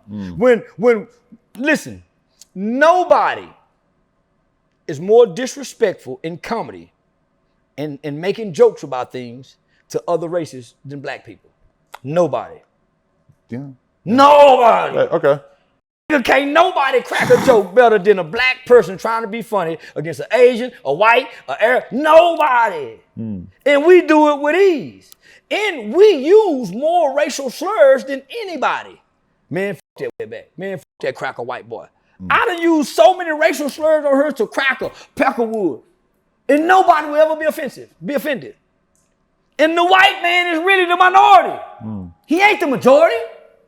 I mean, now, yeah, there's probably a lot of truth to that. He yeah. is the minority. Okay. It's still Why? the biggest group in America, though. He have to adhere to everybody else's rights Yeah. and walk on eggshells doing it. It's the biggest group. It's just not the majority of the country anymore. I believe. I think. Well, we might need a fact check, but. I don't think you guys are the majority. With so many other ethnicities, 99 different tongues here now. They all got a town. White people just starting to get a town again. A town? Chinatown. Oh, okay. Yeah, they got a town. So you see those like all white communities down south that they're kind of creating? I'm loving it. You like I'm that? loving it. I think everybody should have one. You like it even though you wouldn't really be allowed in one? I don't want to be in one. All white, and this is what they're choosing. I want to be in Dr. King's dream. It is weird because I respect the idea that anybody should be able to live in whatever kind of community they want to live in. If you want to live in an all-white community, I think that's fine. But Jews do. Exactly. Yes. Everything Look around at Japan. yeah. Got a whole damn country. Yeah, so only people think that's wrong is black people and liberal white people. Yeah. Why? Because black people and liberal white people are one and the same. Same mind. Liberal white people are like wannabe black people. And black people. They want to co-op that pain. And black people want to be white people. Why? Yeah. That's why we're arguing with you about your rights when we come to your Starbucks Yeah. and you mistreat us. And they think that you would want there to be a big, bright rainbow flag in the front of the Starbucks. Even though me knowing a lot of black people, I don't think there's not that many black people who are dying to see that. So this is what I'm saying. there used to be what was it, Soul Brother? C. Thomas Howell. One of the best movies in the 80s. White man wanting to go to college, take a pill, dye himself blackface. Soul Man. Best goddamn movie of the 80s. I know people in the porn industry that are on peptides that they inject that makes their skin insanely dark. Not black so much, but a darker brown than you would ever see a white person ever be able to obtain naturally. So let me just say this. They're shooting up blackness into their skin. Last week, Steve Will Do It flew me in to do a parody. Okay. He was blackface, I was whiteface. He went to a tanning thing, and this looked at black for real, in real life, because he got a big. Oh, I did see those pictures. Okay. He got a big nose. Right. Okay. Man, this is how I know. Man, he's a good. Man, it's a good dude. His parents, his mom were great people. His sister, the nervousness. That he had. Man, the nervousness that he had walking back and forth, I just. And that's a white boy who says the N-word on the internet all the all time. the time. And he but, was still but no, okay. I'm in his home with his family. So Stain and him show up. the nervousness of these white guys who normally does anything they want to do got to this, homie, and I'm like, come on, let's do it, nigga. Come on, man, what? I said, nigga, you with me, you can, hey, now, nigga, if you with me, you get a pass. And Stanley said, Charleston, you're the only one who can get away with this. It's so much sponsorships on the line. And I'm saying, man, don't you know what this will do, man, if you just do it, homie. So I'm looking for, me and Chud can do it. You paint your face black and let's do it. I don't think let's I'm the play guy. Cops and robbers. I think that if a really, really funny white guy does it and puts in as much effort as the Erica Kirk skit, that for sure, like the majority of people would think it's funny. I don't think people think I'm that funny. I don't need funny. I need offensive. I'm really going to nominate Theo Vaughn. I feel like he's the white guy who can make blackface kind of funny, right? I need him. Shane. I need him to play nigga. I play cracker, but mean nigga cracker. Nigga hating cracker. And I'm going to say the meanest things that I can say about niggas in a white face. And I want him to try to act like a nigga, hold his talk slick and fly, try to fuck every girl he see. I'm going to show him how to be a nigga. I don't need funny because comedy is always not funny. It's stimulating and entertaining. And a good example of that has been the Kevin Hart roast, which everybody's seen a million clips from. And a lot of extremely offensive jokes in a lot of people's minds, jokes about like, you know, this woman whose husband committed suicide, jokes about slavery, jokes about George Floyd. You can joke about that. A lot of people are very up in arms about this. I joke about whooping women. I joke about graping. I joke about everything. I joke about child molestation. I joke about all that. Because why? It happens and it's funny. It's why? Funny. It's funny. Why? Because you got one in your family that your grandmama probably still let around a girl, and he been molested for generations. It's an uncle and cousin in every family been fucking, and ain't nobody should shine a light on him. So yeah, that's funny. Playing like you mad about a bitch over here getting molested. So don't play with me like molestation ain't funny.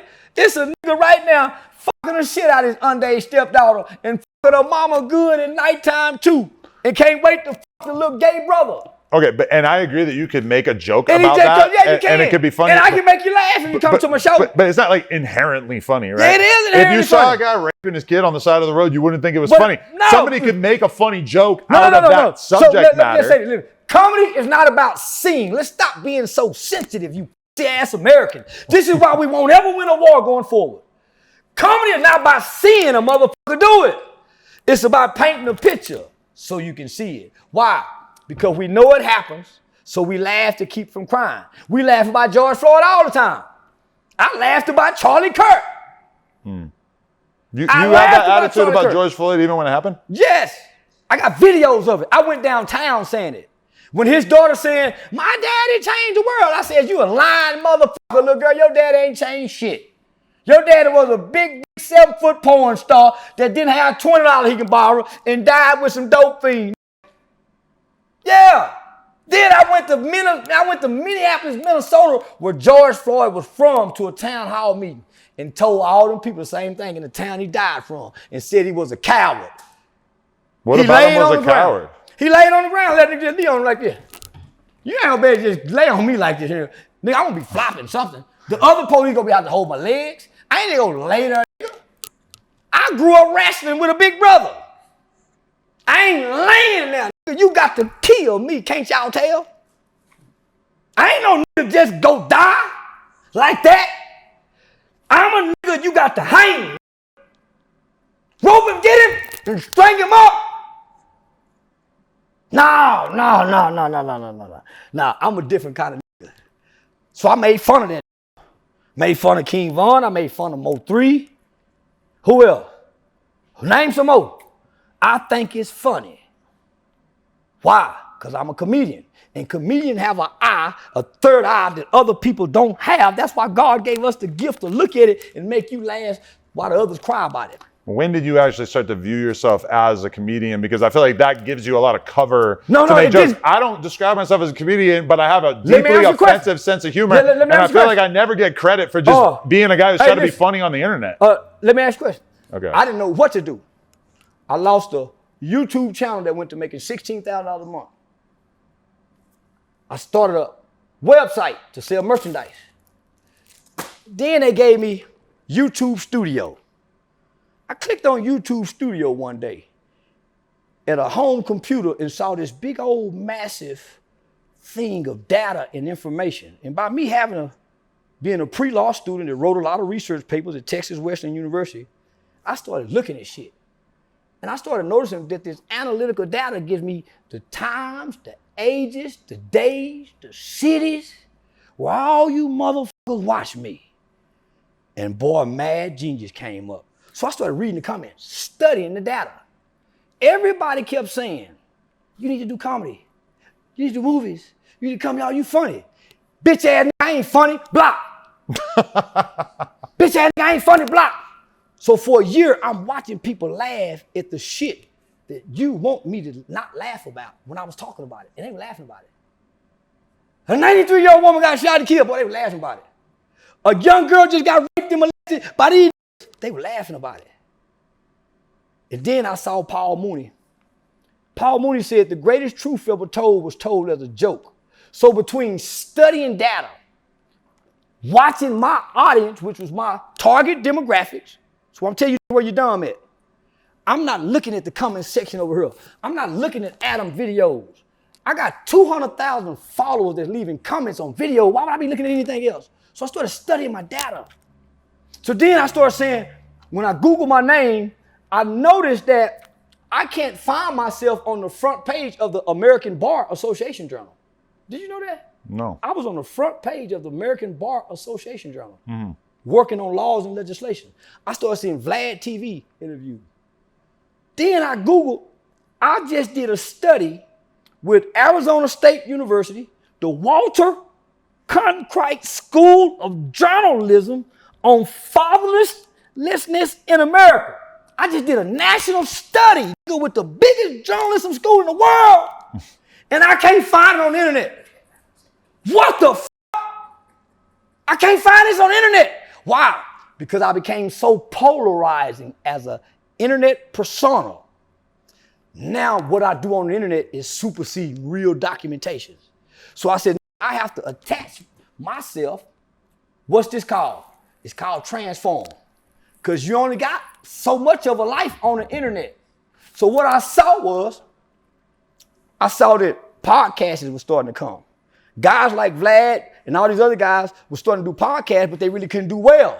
But their channels done well, their platforms done well. I started noticing that people on the internet with platforms cannot make this platform transform over here.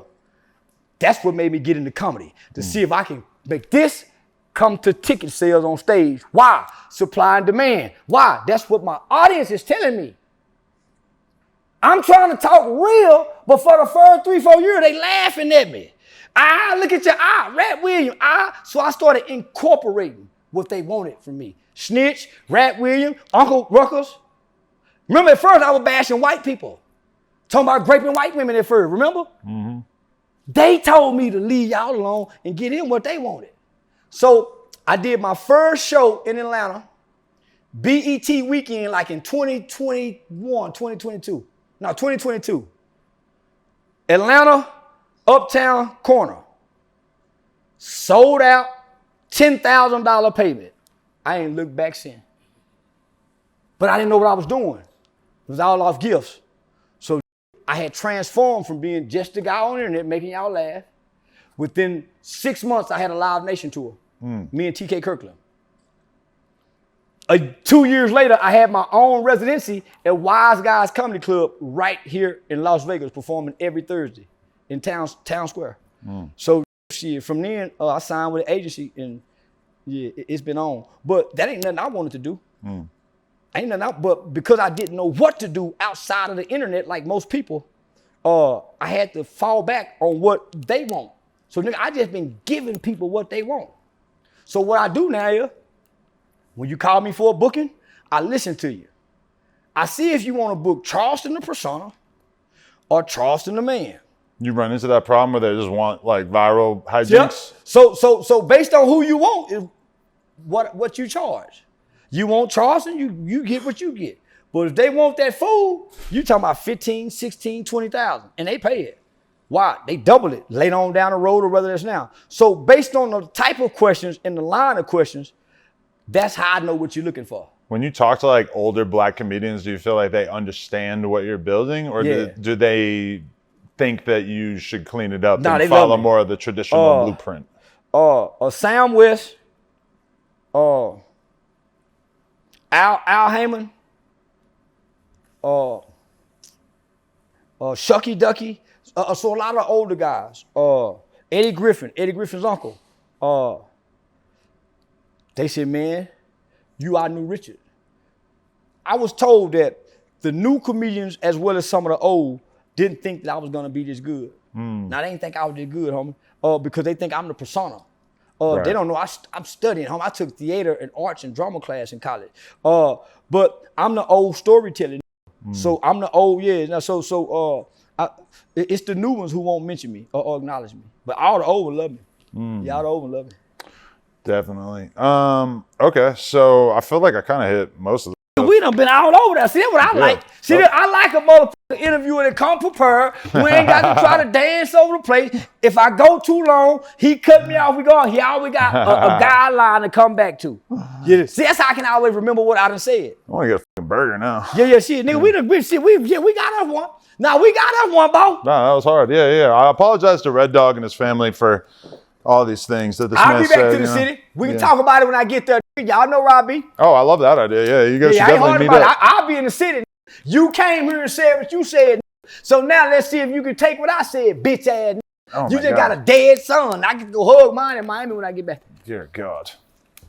It's a lot. All right. Shout out to Charleston. Where are you headed off to next? You staying in Vegas for long? Yeah, I got 6'9" in Steiny. I got nice. 607 Mark tomorrow. Me and Cam Capone finally getting back together doing one. Wow. I talked about his daddy laying down paralyzed in the bed. So I done said some mean shit to some people. But I didn't mean it. It wasn't nothing in the heart. It's just words of war. Right. Verbal judo, as I call it. Well, I'm glad to hear that. Yeah. Okay. Appreciate you, man. Already. Much love. Charleston, coming to a strip club near Say he part you. of the nation, so y'all treat him and handle him with care now. I am part of some sort of nation that he's telling you about here. Just call it the N Nation. I can't speak on exactly what that nation is, but everybody out there, No Jumper, coolest podcast in the world. Make sure you like, comment, and subscribe. Say so he we come keep, to Fort Worth. keep doing more I'm of bringing these. him to mama and them house so we can eat. He got to eat at a table. He got to have some green. We bringing him down south. We call it the Underground Railroad.